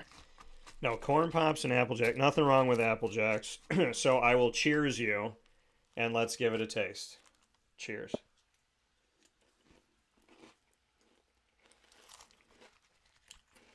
See, I love s'mores, so I'm going to like this no matter what. Yeah, I have no complaints at all. Mm-hmm. And I'll eat cereal for lunch. I'll eat it for dinner. This is, I could see myself eating this for dinner tonight. Yeah, there's nothing like cereal in the PM or the very, very late AM. You hit it like at, 11:30 at night. You just want something cold. Yeah. My girlfriend makes fun of me all of the time because she's like, oh, like, what are you in the mood for? And I was like, I just want something cold. Like, I don't have like a flavor profile. I want something cold in my mouth just to have that like clean, cold, crisp feeling. So cereal in the late PM really does it for me. I like Robin Williams. There's one thing that he said that I disagree with. He said, if you're eating cereal after 4 p.m., then you're a drug addict. And I don't do drugs, and I've never been a drug addict, yet I eat cereal all day long. Yep, nope, that's a lie. I agree, that is a lie. It is people who haven't eaten it in the late PM have not lived and let their inner child just do what they want. Yeah. If you're not eating cereal at 11:30 p.m. tonight with Hodge and I vicariously, then you have not achieved the next level of your life. It's like it's play on dessert. Sometimes you don't want something crazy sweet, but you want the cold with like a hint of whatever flavor you're craving. It hits. It works. Yeah, I mean, you can eat ice. I mean, think about it like this. You could go get a brownie, or you could eat cereal, and the cereal is going to give you less calories. It's what I like about this little combo here is you get like the cinnamon part of the apple right away, and then it finishes off with Corn Pops. So it's a good transition. Big fan. Yeah, it's interesting when you're like, describe the flavor of Corn Pops, and you're like, well, it's not popcorn, it's not Honey Smacks, it's Corn Pops. Nope. There's no real way to describe what it is. It's its own flavor. Like, you can't say it tastes like something. Like, something has to taste like Corn Pops. It's kind of like Swedish Fish when they're like, what's the flavor? And they tell you red. Yep, agreed. It's not quite red. Like it's a Swedish fish. That's what it tastes like. There's not even the texture, it's its own thing. Yeah, and when you have it, and like you said to your point that you made, people say it tastes like Swedish fish. So we don't know what the red flavor is, but if something tastes like it, we'll tell you it tastes like Swedish fish. Right. That's the closest comparable thing that you can get to it. Yeah. Whenever someone's like, "Do you drink?" and I'm like, "Not really," and they're like, "Oh, well, you try this," and you have like a sip of something, I always tell people, make it taste like juice because I'm a child. Just make it taste like candy. And That's pretty hits. I'll try it, but I'm not a drinker. I'm a cereal eater. Teach their own. But I appreciate that you're eating it in a Chippendales Rescue Rangers t-shirt. I think that really just tops it off for me because that is one of the most underrated Nintendo video games, I think. It was a stellar storyline, banging music in the background. Good graphics for the generation that it was. I have something in my office because of what you just said. Hold on. Let's see. As you know, you are my spirit animal. There we go. Underrated game. Stellar game. I searched for years, people, to find this video game, Chippendale Rescue Rangers. If you want to change your life for the better. This is, okay, I talked about Congress earlier in the show. Congress, this will teach you how to work together. Because in this video game, if Chip is on the right side of the screen and Dale's on the left, you can't move. You actually have to move in unison together, and you have to work together. So I want Democrats and Republicans to play Chippendale Rescue Rangers so that we can have a good election and so that you can bring inflation down. That's what I want for you today, guys and ladies. Please join me, Democrats and Republicans, Chippendale. That's what I want. That's what I want. Would that not change? Chippendale's 2024, baby. It would force them to work together, right? I'm on it. That's literally, I have two brothers, so growing up, that was probably paramount in us tolerating each other at a certain point in time, just to be able to, beat the game. Because if you went far enough and the other person didn't come with you, you could be getting punched in the face by something, and you can't you can't fight back and like stop this thing from punching you in the face because the other person's walking on the other side of the screen. So you literally need each other to live. And I always loved, like I said, the background music, everything about it. It's just bringing people together. It is.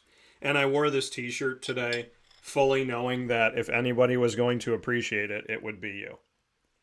Well, I'm happy to oblige because very easy to do so. Yeah. For some odd reason, when God created Hodge and me, he took like one person's essence, cut it in half, and then just sent it to two different people. We're the same person. And if you watch the show enough, it's uncanny. I literally, after the show, I tell people about this. I go, I can come up with any crazy idea that I think I'm the only person that believes in this. And 99.9% of the time, Hodge, you're like, no, I thought of that last Wednesday. I think it's a great idea. I think we should do it. How does that happen? You know what I mean? How cool is that? I don't know. It's not scripted. Like it's genuinely like you could throw something out there and it's like, I didn't even know you knew about this game. I had no idea. So, but I've chased that game. I've chased it most of my life because I never had Nintendo. My buddy James did, and he had the game. And then when I offered to buy it off him, he's like, "Oh, I sold it." And I was like, "You can't sell something that has no price." Yeah, that's just insane. How do you sell Chip and Dale? Nope. It was quality cartoon, quality video game. They don't make them like that anymore. No. Chip and Dale Rescue Rangers. I mean, I went and saw, my mom bought me a pennant because we went to Disney on Ice. So that's my most treasured pennant. I have 3 Chip and Dale Rescue Ranger t-shirts now. I have Chip and Dale, like the actual like figures. of stuff. And then I found the old school ones and gave my buddy James Chip for Christmas and kept Dale. And Dale, mine is a little bit cooler because it's got zipper with Dale. So the beautiful fly that's in the thing. And I mean, I have a, what else do I have? Oh, I have a Monterey Jack t-shirt. And people look at this t-shirt and they see it and it looks like it looks like it's like a restaurant, like I got it on vacation. And people are like, oh, what's that Monterey Jack's place all about? And I'm like, this is a fake thing. And then I have Gadget. I have Pin-a-Gadget from Disney. So I literally have everything but the fat cat somewhere. And I have the show on DVD. So if for nothing else, Rescue Rangers, it just, and now I'm sitting here thinking maybe this weekend I pop it on for a couple minutes. Maybe that's how I fall asleep this weekend. To a little bit of Rescue Rangers. No. How can it hurt anybody to watch it, okay?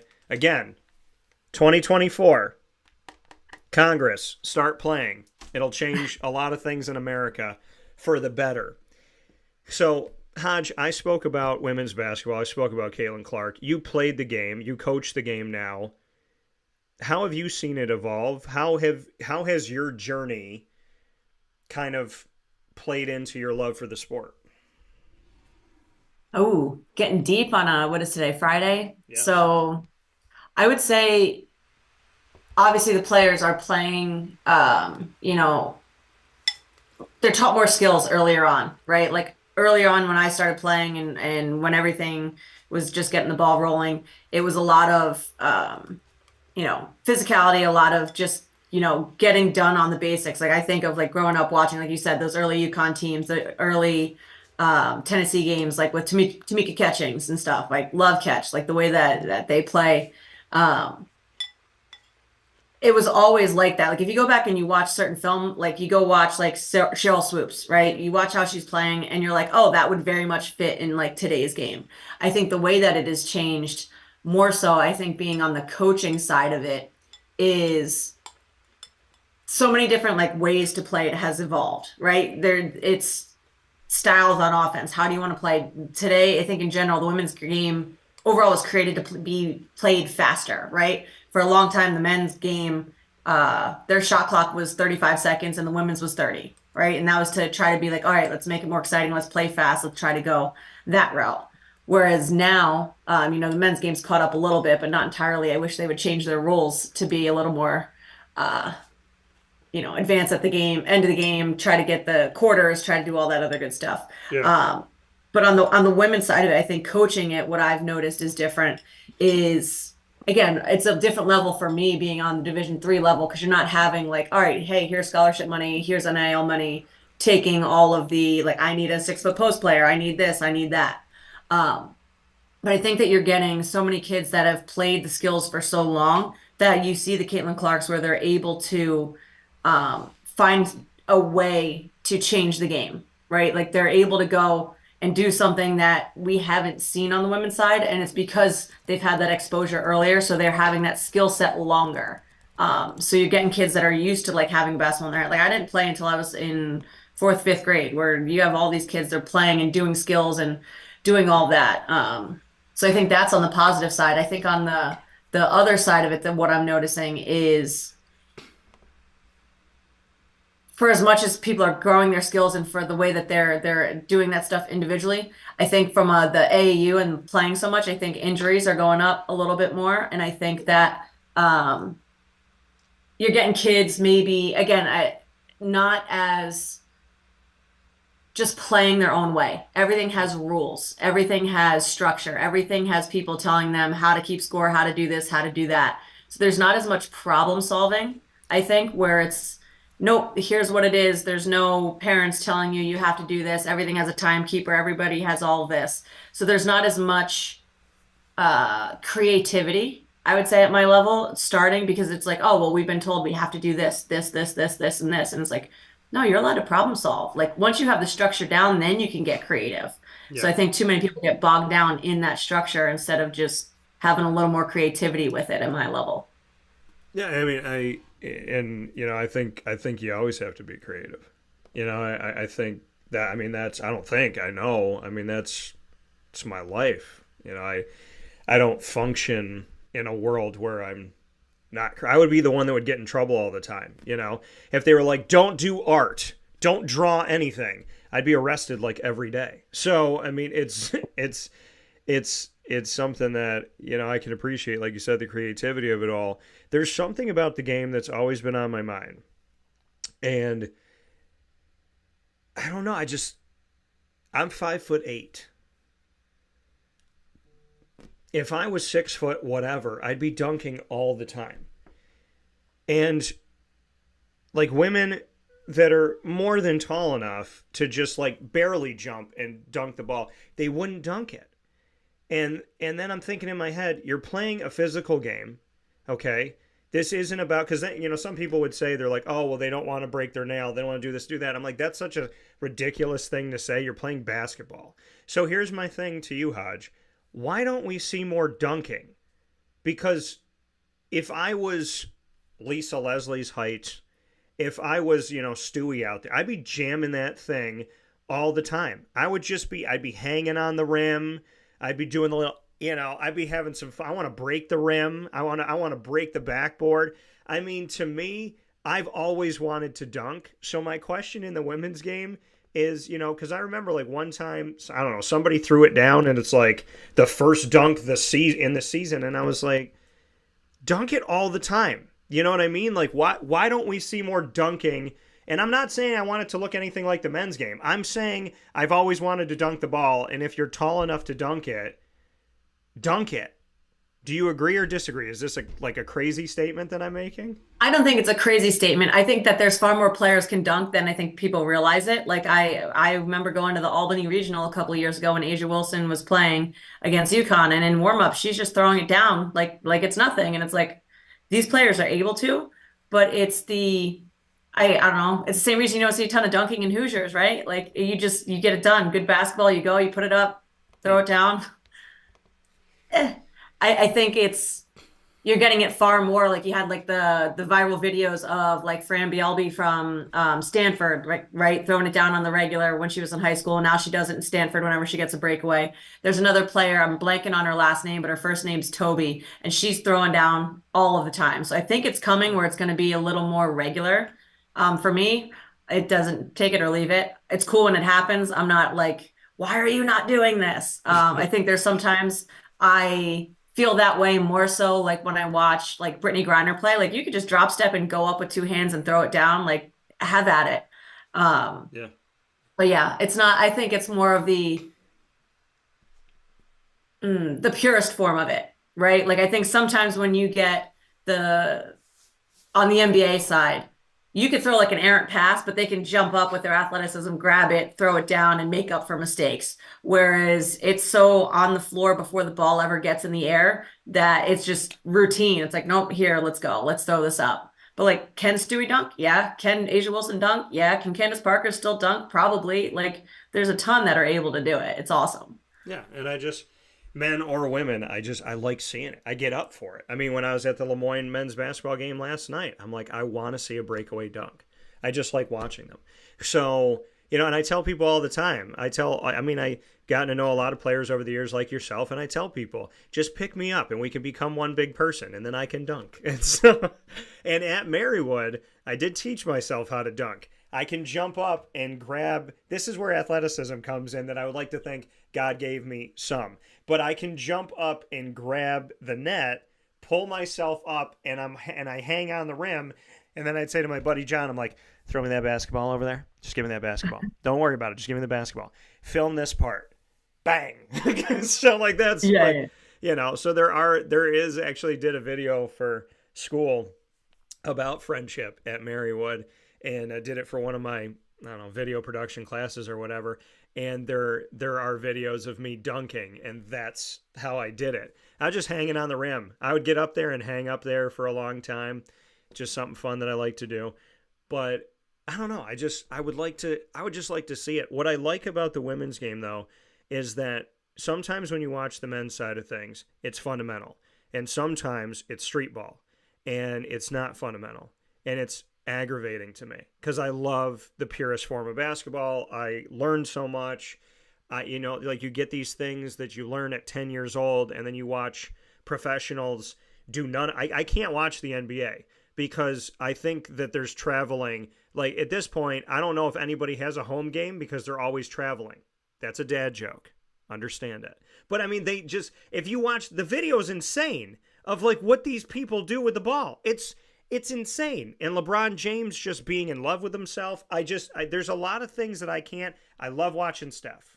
But again, I love three-point shooting. I said it with Caitlin Clark. I'm attracted to that part of the game because that's my game. I would go outside and shoot for hours and go a little bit farther back and a little bit farther back and a little bit farther back. And I mean, I was more than halfway down the driveway, and my grandmother's doing this to me. She's like, shoot it. Keep going and shoot it there. But, you know, I like pure basketball. I like fundamental basketball. And when you watch women's basketball, I don't know. I don't think I've ever turned on a women's game where I'm like, what are they doing? But there's been a lot of men's games that I've turned on and I'm like, do they know that they have teammates? Do they have any offensive plays? I mean, it gets frustrating to me that you don't see that. Like Syracuse is coming off a great win over North Carolina. Syracuse doesn't run offensive plays. More often than not, there's no plays. So I turn on Gonzaga game when I want to watch fundamental basketball. Or I turn on and, you know, we'll watch Duke systematically break somebody down. In the women's game, I've never turned a game on and been like, wow, this is a bunch of 1-on-5 and no one's playing fundamental basketball. Let me turn on a different one. I just feel like there's more appreciation for the fundamentals of the game. Would you agree? Big time. And when you're talking before about like how is the women's game evolving, I think it is that 3-point shooting, right? It's the more range, it's more frequency, more all of that stuff. But when you're looking at it, it's still within a system, right? It's not just like, oh, I'm going to go chuck it up at this point. Like even Caitlin Clark's is systematic when she's chucking them, other than when, you know, she's on a heat check and she's like, nope, I'm feeling it today. Today they're flowing. I'm just going to pull up and transition. But it's also by design. They've got rebounders. They've got the way that they're running in transition, all that good stuff. So yeah, I agree. I think the women's game, you have so much of the cerebral way to break down the game and break down opponents and the chess matchup. All right, well, their players are going to do this, so we have to do this, and this is our style. We're going to make them to adjust to this. So I think that's the part that I really enjoy. I'm with you. Like I can put on any game. It could be, you know, Power 5. It could be just low D1 on a local station. And I enjoy watching it for that part, the cerebral part of, all right, what is their system? How are they going to do it? And that's the best part, I think, about the NCAA tournament in general on both sides, but especially like on the women's. You don't have teams that you see constantly, and then you all of a sudden start watching like Drake and Creighton, and you're like, oh, wow, this system is fun. Like they are moving backdoor like we have not seen. Like it's the best part is that cerebral part, and what are the systems and how are they playing and how are they, you know, defensively scheming to go against, you know, the different opponents and whatnot. Yeah, I mean, listen, basketball is a beautiful game. You and I know that, and I love the fundamentally sound teams more than pretty much anything that I watch. And it's hard for me. I grew up watching the NBA. It's really hard for me to watch the NBA. It's really hard because I don't feel like there's rules anymore. You can take one step or you can take 9. So serial combo here with Hodge. Before I let you go, Hodge, we got a bunch of things that have come up in the feed here. I'm going to try to address as many as I can. Let's see what we got here. And the first thing that came up as we're going through here, we talked about a bunch of this, so I want to make sure I get to something we haven't talked about. Food question. Food question of the day. Not cereal, unfortunately.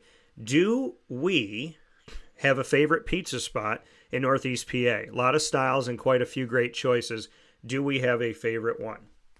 Go ahead. The one local one around here that's great. That's I'm not a big sweet sauce fan, but that's a big thing in northeastern PA. But Angelo's, we'll go to Angelo's.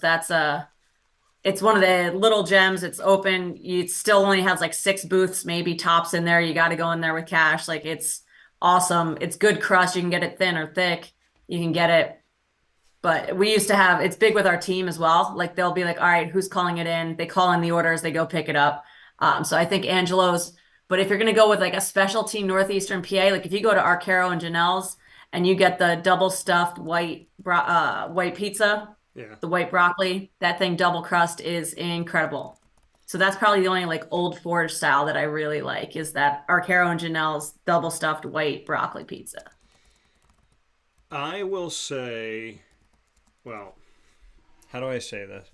There's a pizza made in Northeast PA that is sacrilegious to Italian people. And that pizza is from Old Forge. It's like ragu sauce, cheddar cheese, or like literally like Kraft cheese, like a Kraft Singles.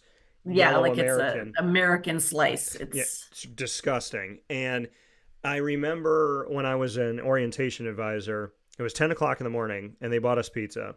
And they said, this is all you're going to get from like now to 4.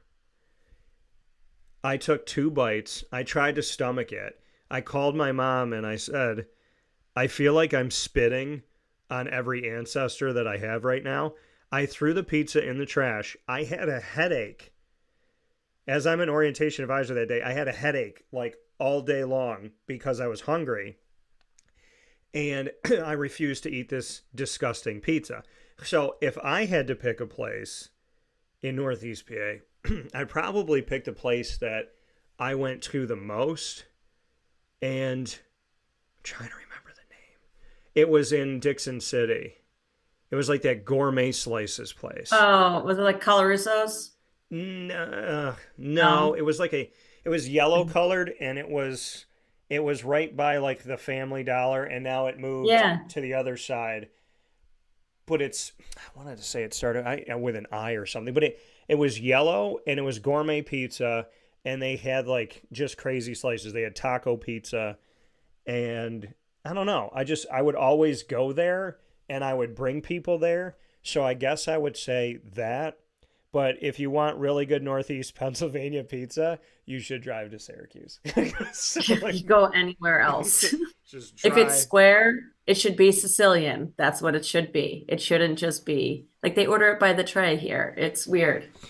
It's all in squares. And no, if it's square, it's Sicilian. That's what it needs to be. Right. If you're going to get square, if you're getting a regular pizza, it's in a triangle.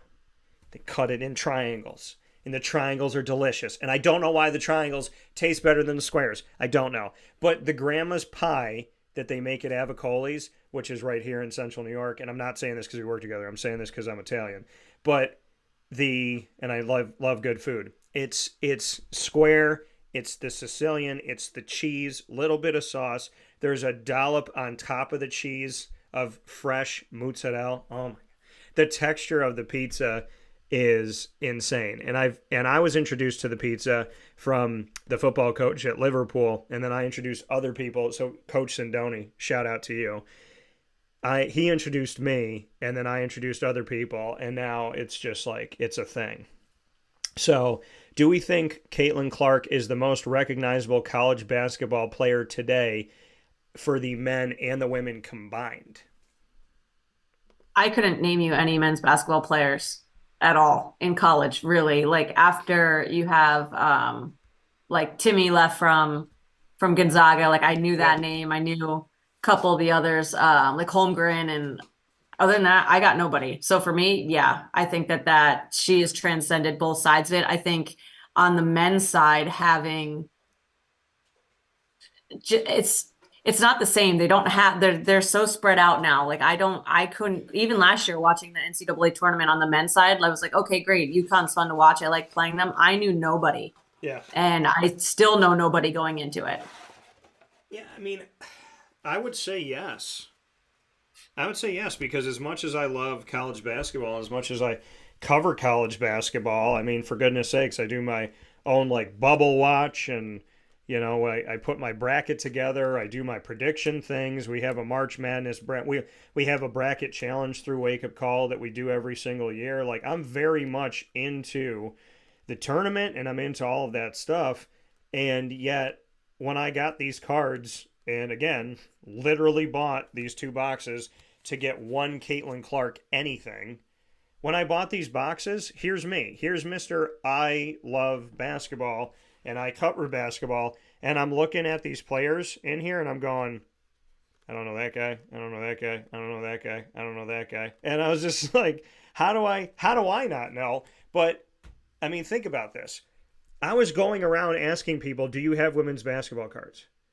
Do you have a women's like I went into GG Cards and Breaks that I work with on a Tuesday, last Tuesday.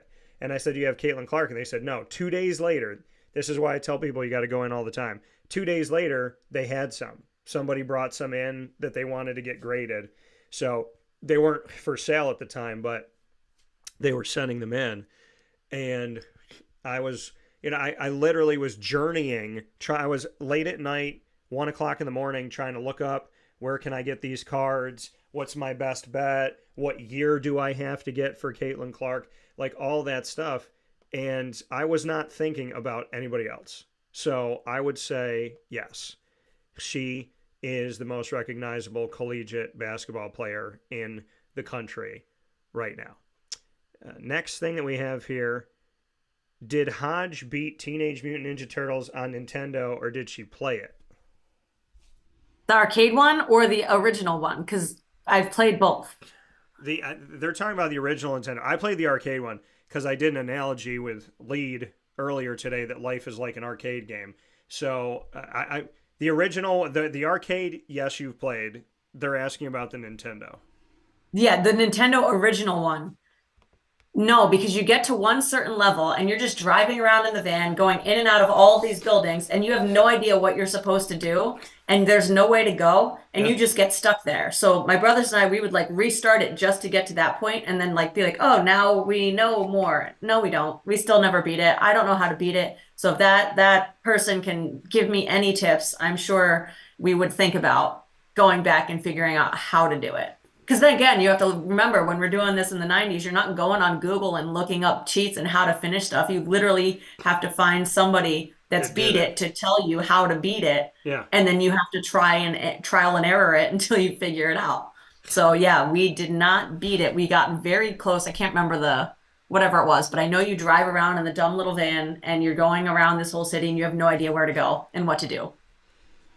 That game for me was Sega Genesis's Echo, which was a dolphin, which was foreshadowing of me working with the dolphins apparently. But in the game Echo, you're the dolphin, and I got to and you're always in the water, right? So I got to this one part of it where you're just swimming. So he's just doing this. He's just like swimming around, and you just get to a thing and you like jump through a thing and then it'd bring you back, and then you jump through the thing and bring you back. I would go to this screen, that screen, everywhere, all over the screen. To this day, I have no idea what I'm supposed to do, how I was supposed to beat it, what was supposed to happen. I don't know. The game that I did beat, my first Teenage Mutant Ninja Turtle game that I beat was the one I said earlier. It was Teenage Mutant Ninja Turtles Hyperstone Heist, which was for Sega. And I rented it a bunch of times and beat it with my buddy James. That was the first time. And after we beat it again. And then we were trying to like do records. Like, let's beat it 7 times in one day. And so we just started to win this thing, which is great. But, I still want in my studio, office, theater room, whatever, I want to have my own arcade setup where it's the games that I like. And I want to have all the Ninja Turtle games, and I want to have the original X-Men game, and I just want to be able to go there at any point in my day and just get the joystick and the A-B button and just do that. I feel like no matter who has been not nice that day, if I can come home and just turn the game on and just in silence just be playing that, like, I'm going to be all right. Yeah. So let's see what else we got here before I let you go here. So we have... Wish it was that easy to dunk the ball with a defense. And nice choice on the old Forge. Let me see here. Angelo's. So they said Angelo's is super solid. I've had a few solid options in Northeast PA. Glad to know that there are options. What else do we get here? Oh my goodness. I tend to agree. I'm sure stars will emerge during the tournament, but they would also go with Clark. That's coming from Greg.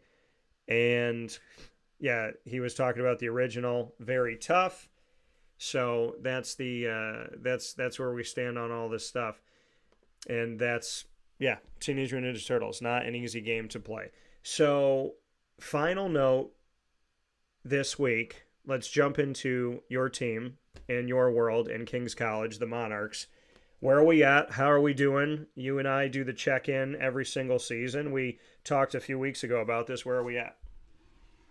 Yeah, we're struggling, obviously, having not a good season, so trying to figure out ways to end on a positive note. We've got this whole week, most schools do a senior day. We try to do a senior week where each class picks a different day to do something different for our seniors. We have two awesome seniors, they're sisters, and I just feel like I was just recruiting them at their senior day, sitting there with their whole family while they're getting their, posters and fat heads off of the stage and all of that good stuff. So we've got one more chance to turn it around, tomorrow afternoon. But Yeah. we had our game on Wednesday. We did our Camper Appreciation Night and National Girls and Women in Sports Day celebration. So at King's, we did a clinic that was open to kindergartners through sixth grade, all girls, to try 13 different sports. We had esports, we had, basketball, softball, all football, ice hockey, everything. So any kid that came to that or any kid that came to our summer camp, we invited them to come to a game and eat pizza with the players afterwards. And so I had one of the parents pulled me aside at the night, and it's a parent that obviously also works at King's, and I have a good relationship. And she goes to me, we just asked the girls who their favorite player was, like their favorite college basketball player was. And she's like, and they all yelled, well, all of the Monarchs and then Caitlin Clark. So we're an elite company. We're doing something right if we're ranking up there in these young kids' minds of, they think college basketball, they're thinking of our team and they're thinking of Caitlin Clark. So Yeah. that's a good place to be. That's the stuff, when you're having a rough season, we talk to our players like, hey, we just had a really crappy loss and it stinks, but now you've got to get over it because there are 30 plus tiny humans who were still cheering for you after the game as you were shaking hands, that are excited. And we had a snow day on Tuesday. The game was supposed to be Tuesday, and we worried that Wednesday, Valentine's Day, that, we're not going to get the turnout. We're going to drop off who's showing up, and more signed up, right? We had even more than we thought were going to sign up. So we were able to have those kids come, be excited, and then just sit around, eat pizza.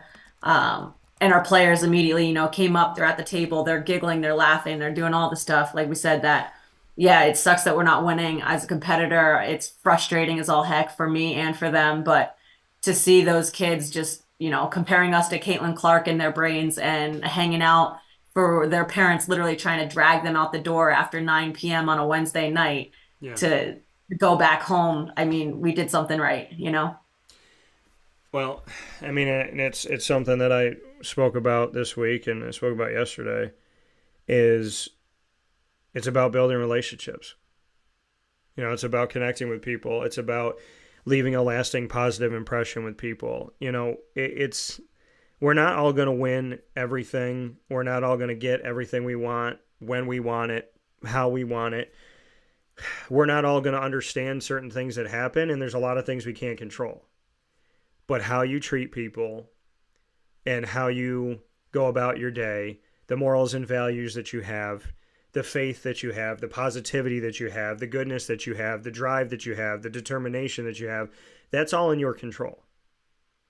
And so these little kids, the fact that they see the Monarchs and they look up to you and they're proud of you and they're happy with you, that to me is the win. I think when you end this season, you look at the record, you think about how to get better, but your lasting memory from this season is all their faces, in my opinion. Absolutely. Absolutely. You have to. And that's the whole point of it. I mean, we have a kid on our roster that was one of those little kids, right?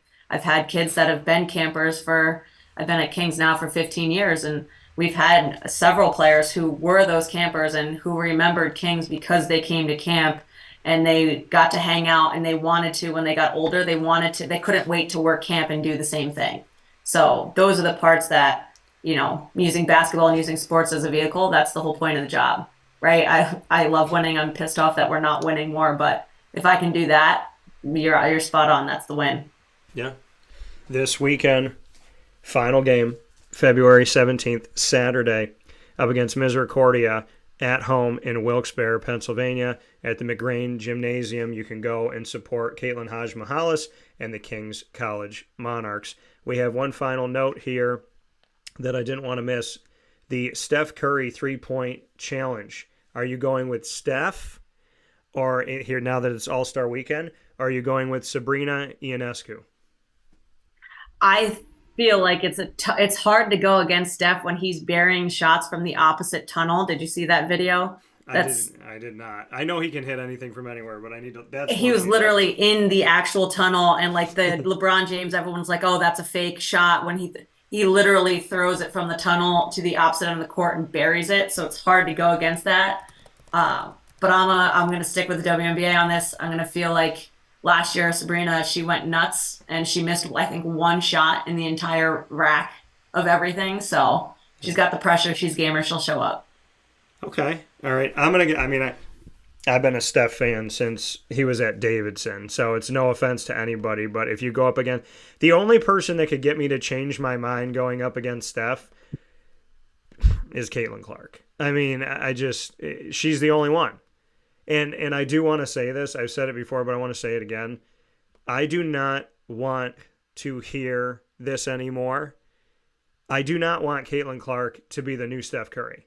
I want Caitlin Clark to be Caitlin Clark. And girls that look up and boys that look up to Caitlin Clark and Steph Curry, I don't want you to be the next Steph Curry or the next Caitlin Clark. I want you to be the first you and the only you. You can look at their game. You can be like playing in the driveway and go, just like Caitlin Clark shooting this. But remember to say your name when you take the shot. You're not Caitlin number 2. You're not Steph number 2. You can look up to them. They can be your favorite player. And I have my favorite player, Damon Stoudemire from the Toronto Raptors. But remember that when you are in your driveway, it's your journey. It's your story. So there is no Steph number 2. It's Caitlin number 1. And I hope y'all treat each other that way. Steph Curry and Caitlin Clark, all I can say to this world is you are witnessing greatness in multiple people. And the fact that you're watching two people that can hit shots from another city, to get one of them is a miracle to watch. To get two of them is like seeing two shooting stars cross each other. So enjoy it, celebrate it, and don't make me choose. So, as always, Hodge, I appreciate the time. I hope you have a great Saturday. I hope you have an awesome game coming up here tomorrow. I hope you have fun, and I hope you rally these young women around each other and just love them up and treat them with the respect that I know that you do. Finish strong, finish with pride, finish with your heads up, and know that wins and losses don't judge a team. The character of the team is what the team truly is. So I know you. I'm not worried about it. And I don't look at the record. Honestly, I've never looked at the record and been like, I should call her right now. I'm like, I should call Hodge. Oh, this is what they're doing, or this is where they're at. I mean, that's fine, and we can mention it, but I don't call you based on record. So I know that you got this. I know you'll figure it out and move forward, and I know that you love challenges and you respond to them well. So keep that heart that you have and go out there and beat as one heart on Saturday and go out there and have some fun and kick some tail. I'll be rooting for you guys. You know that. So I'll send a picture with my Monarchs shirt on. You can send it over to the ladies if you want to and let them know that there's really good pizza where one of their fans is. Yes. I will. That's the plan. Always a pleasure, sir. I'll talk to you soon, Caitlin. Thank you. Take care. See you. And coming here on Wake Up Call with Dan Tortora, where sports truly meets that thing called life. We're going to take our final step aside of the show. When we come back, we'll wrap things up here on Wake Up Call with Dan Tortora. We thank you for being with us on all of our channels.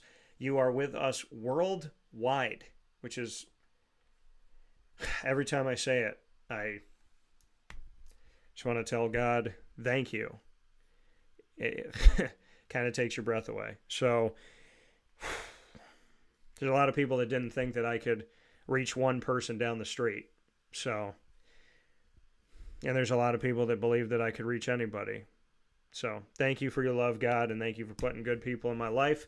YouTube.com/wakeupcalldt, Facebook.com/wakeupcalldt, and on wakeupcalldt.podbean.com. We are all over the world hanging out with you. It is my honor. It is my privilege, and we will be back right after this. Carvel DeWitt, it's what happy tastes like. Do you know why? Because we make ice cream. Creamy, rich, flavorful ice cream. Not yogurt or iced milk like some of our competitors. Ice cream. Fresh, by hand, daily. For the calorie conscious, we have something new for you. Our new Carvelite. Same great flavor, creaminess, and texture of our regular ice cream with only 35 calories an ounce. So whether you want an ice cream cake, flying saucer, dasher, carvalanche, hard or soft ice cream, we will satisfy your craving with our fresh, handmade regular or new Carvelite ice cream. Carvel DeWitt. It's what happy tastes like. The Wildcat Sports Pub in Camillus, New York is located on 3680 Milton Avenue in the Home Depot Plaza. It is your family-friendly sports bar and restaurant. Folks, some sports bars aren't family-friendly. Some family-friendly restaurants are not sports bars. The Wildcat Sports Pub in Camillus, New York is proud to be both.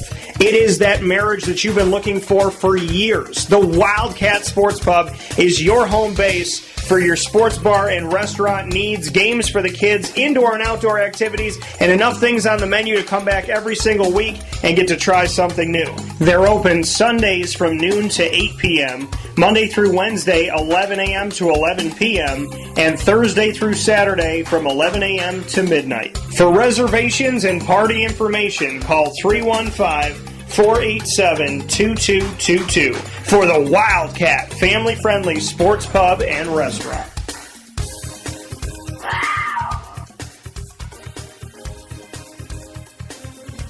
GG Cards and Breaks. Like, comment, subscribe. GG Cards and Breaks, located for you on 639 Delmar Place in Syracuse, New York, is your one-stop card shop that has all that you need to start the hobby or continue the hobby that you love. That hobby has been the same throughout history, right? Bringing people together for the teams they love and the players they love. And as it evolves and as it changes, what stayed the same is the community of people that no matter how old you get, you stay a big kid. A pack of cards from a loved one still has that really special meaning. And like I said, I'll forget things. I'll forget what I had for breakfast. But when I look at a card, I can tell you, that came from my Uncle Bill. That came from my big brother. That came from GG Cards and Breaks. Find them 7 days a week, Monday through Saturday from 10 a.m. to 6 p.m. and on Sundays from 10 to 5 on 639 Delmar Place in Syracuse, New York, with singles, graded cards, packs, boxes, and more. They have basketball, football, baseball, hockey, soccer, all sport, AEW, as well as Marvel cards. Those Upper Deck Marvels, they have those, and they have Pokemon, the new Disney Lorcana, and they're constantly adding product to the store. So make sure you head out there today and see what the personal touch difference truly looks like and experience my favorite sports card shop that I love going into. To me, walking in there, spending some time with the entire team, spending some time with Josh and Anthony, Joel, Alex, and the crew, just being in the room, talking with them about whatever, looking at cards, opening packs, opening boxes. It's stuff like that that brings me back to the childhood me. And bridging that gap, I think when we learn how to be kids again, it can help us be better adults. And GG Cards and Breaks helps you to be a kid again. 639 Delmar Place in Syracuse, New York. Head over there today and let them know that DT sent you.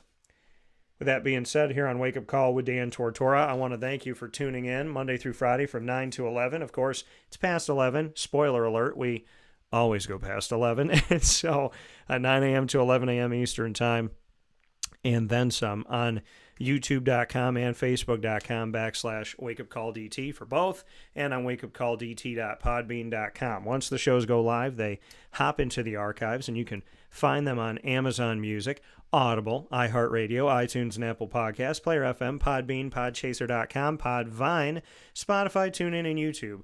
All you have to do is search Wake Up Call with Dan Tortora, or one word, Wake Up Call DT.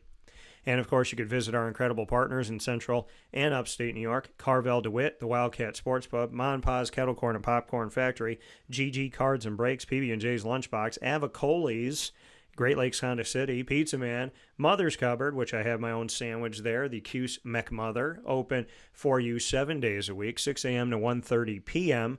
on 3709 James Street in Syracuse. If you know Syracuse, you know Mother's. If you know Mother's, well, you know part of the fabric of Syracuse. Head there today and get my bacon, egg, and cheese inside of 2 pieces of French toast. Pick it up and eat it like a sandwich.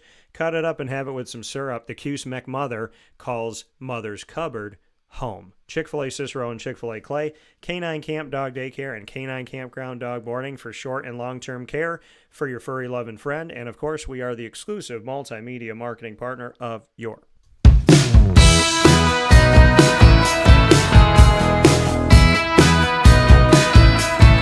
Lemoyne College Dolphins. It is Fins Up every single month on Wake Up Call with Dan Tortora. You can find the Dolphins during Dolphin Time Wednesdays at 9 a.m. Eastern Time.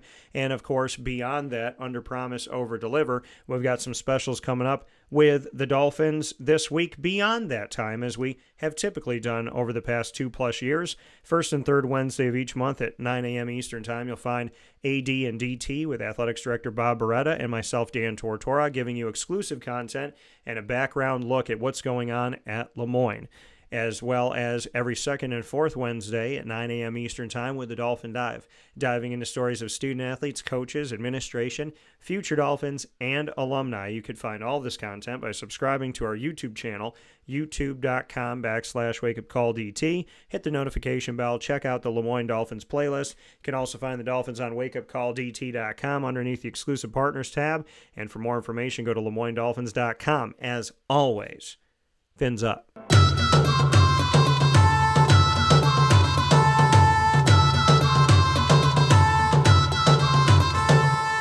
The Bryan and Stratton College Bobcats of Syracuse, our exclusive multimedia marketing partners with Wake Up Call with Dan Tortora. You could find your Bobcats in what we call the Bobcat Buzz every single month on Wake Up Call with Dan Tortora. Today we got a doubleheader, and I would implore you to come and join me out at Allen Hall today, Friday, February 16th.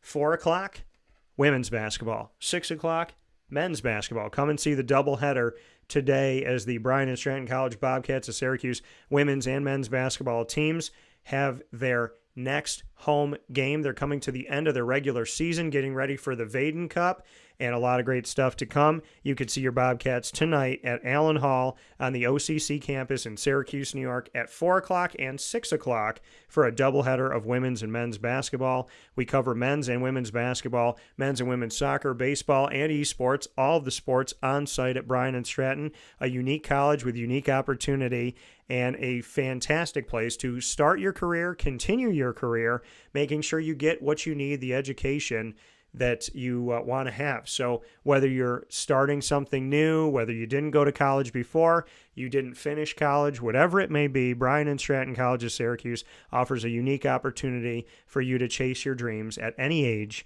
and chase your dreams in the student-athlete world as well, with teams that compete for national championships and are involved in national tournaments. They're growing as well, with baseball starting last year and esports coming to us within the last couple years as they grow and evolve. Find all of our content on youtube.com/wakeupcalldt. Click subscribe and the notification bell. Check out the playlist BSC Syracuse on our YouTube channel and find them on wakeupcalldt.com underneath the exclusive partners tab. For more information, go to syracuse.bscbobcats.com.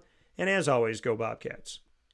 With that being said, here on Wake Up Call with Dan Tortora, thanks for being with us. Find us on our social media, Facebook at Wake Up Call DT, X at Call DT, Instagram at Wake Up Call _DT, inside of monpazpopcorn.com's What's Poppin'. Thanks to Carvel DeWitt with the Annoying Moment of the Week, Chick-fil-A Cicero, and Chick-fil-A Clay. Go and experience the difference of Jimmer Sikowski's owned and operated locations. I love Chick-fil-A.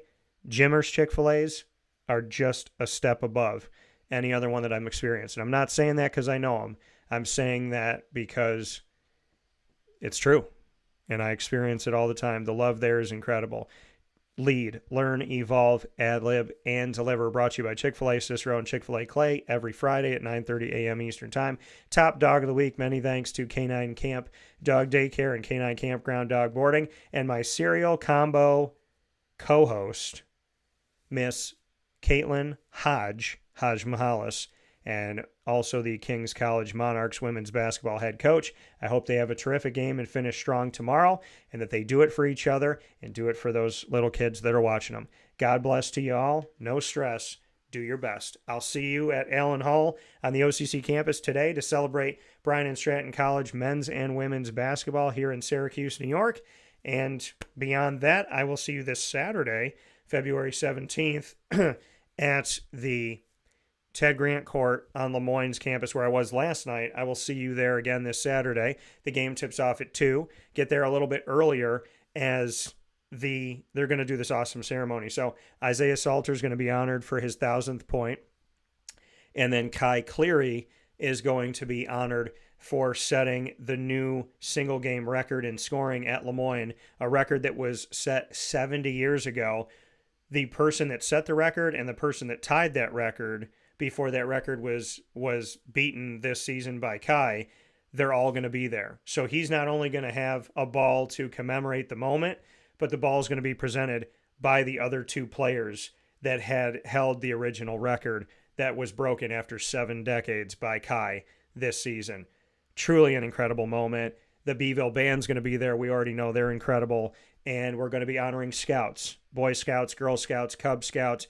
A lot of great stuff coming up, and celebrating Lemoyne Dolphins' 75-year anniversary of their men's basketball program. So celebrating 75 years, 3/4 of a century getting celebrated. All of this is this Saturday, February 17th. So tonight, well, this afternoon and tonight, Friday, February 16th, 4 o'clock and 6 o'clock, Bryan and Stratton basketball doubleheader, women's and men's basketball at Allen Hall at OCC in Syracuse. I'll see you there today on February 16th, starting at 4. And tomorrow, I will see you a little bit before 2 o'clock. You want to get there before tip-off to see the honoring ceremony. I'll see you at Ted Grant Court on the Heights at Lemoyne in Syracuse. And very excited for that men's basketball game as we step forward. So a lot of great stuff coming up this weekend. Always appreciate your support. God bless you all. No stress. Minimize your stress. Control the controllables. And don't let, I know it's easier said than done, but you can't control what people say about you, and you can't control what people do. Like my dad always told me, don't give them a reason. People might be mean. They might say bad things, but don't ever give them a reason to be right about what they're saying. Trust that the truth will prevail, because it always does. And trust that if you do things with a pure heart and good intentions, good things will come back to you. You got to believe that, right? What's the alternative? To believe in negativity? I can't do that. My grandmother said that to me a long time ago. I said, Grandma, I said, you see all these things that happen on the news and the newspaper, killings, shootings, stabbings, all this stuff that's going on, fires and this, it's all negative. I said, how do you stay positive? She was reading the newspaper, and she turned and looked at me, and she said, what's the alternative? What's the alternative of being positive? To her, there was no other option. Live a life that you don't have another option other than being positive. I can't tell you when it's going to work out. I can't tell you how it's going to work out. And I can't tell you why you're fighting battles that you feel are ridiculous, that you shouldn't even have to fight. But I can tell you that I fight them too. I do it with God. I stay on His team. I love Him with everything I got. And I trust that my hard work, my clean heart, my pure intentions, my kindness and goodness, coupled with God and my faith, is going to lead me to greener pastures as it always has. It's hard, but God's never failed me, and He never will. God bless. No stress. Do your best. Give it your all today, and be proud of yourself. Okay? Happy Lent. Have a wonderful day. Take care of yourselves, and God bless you.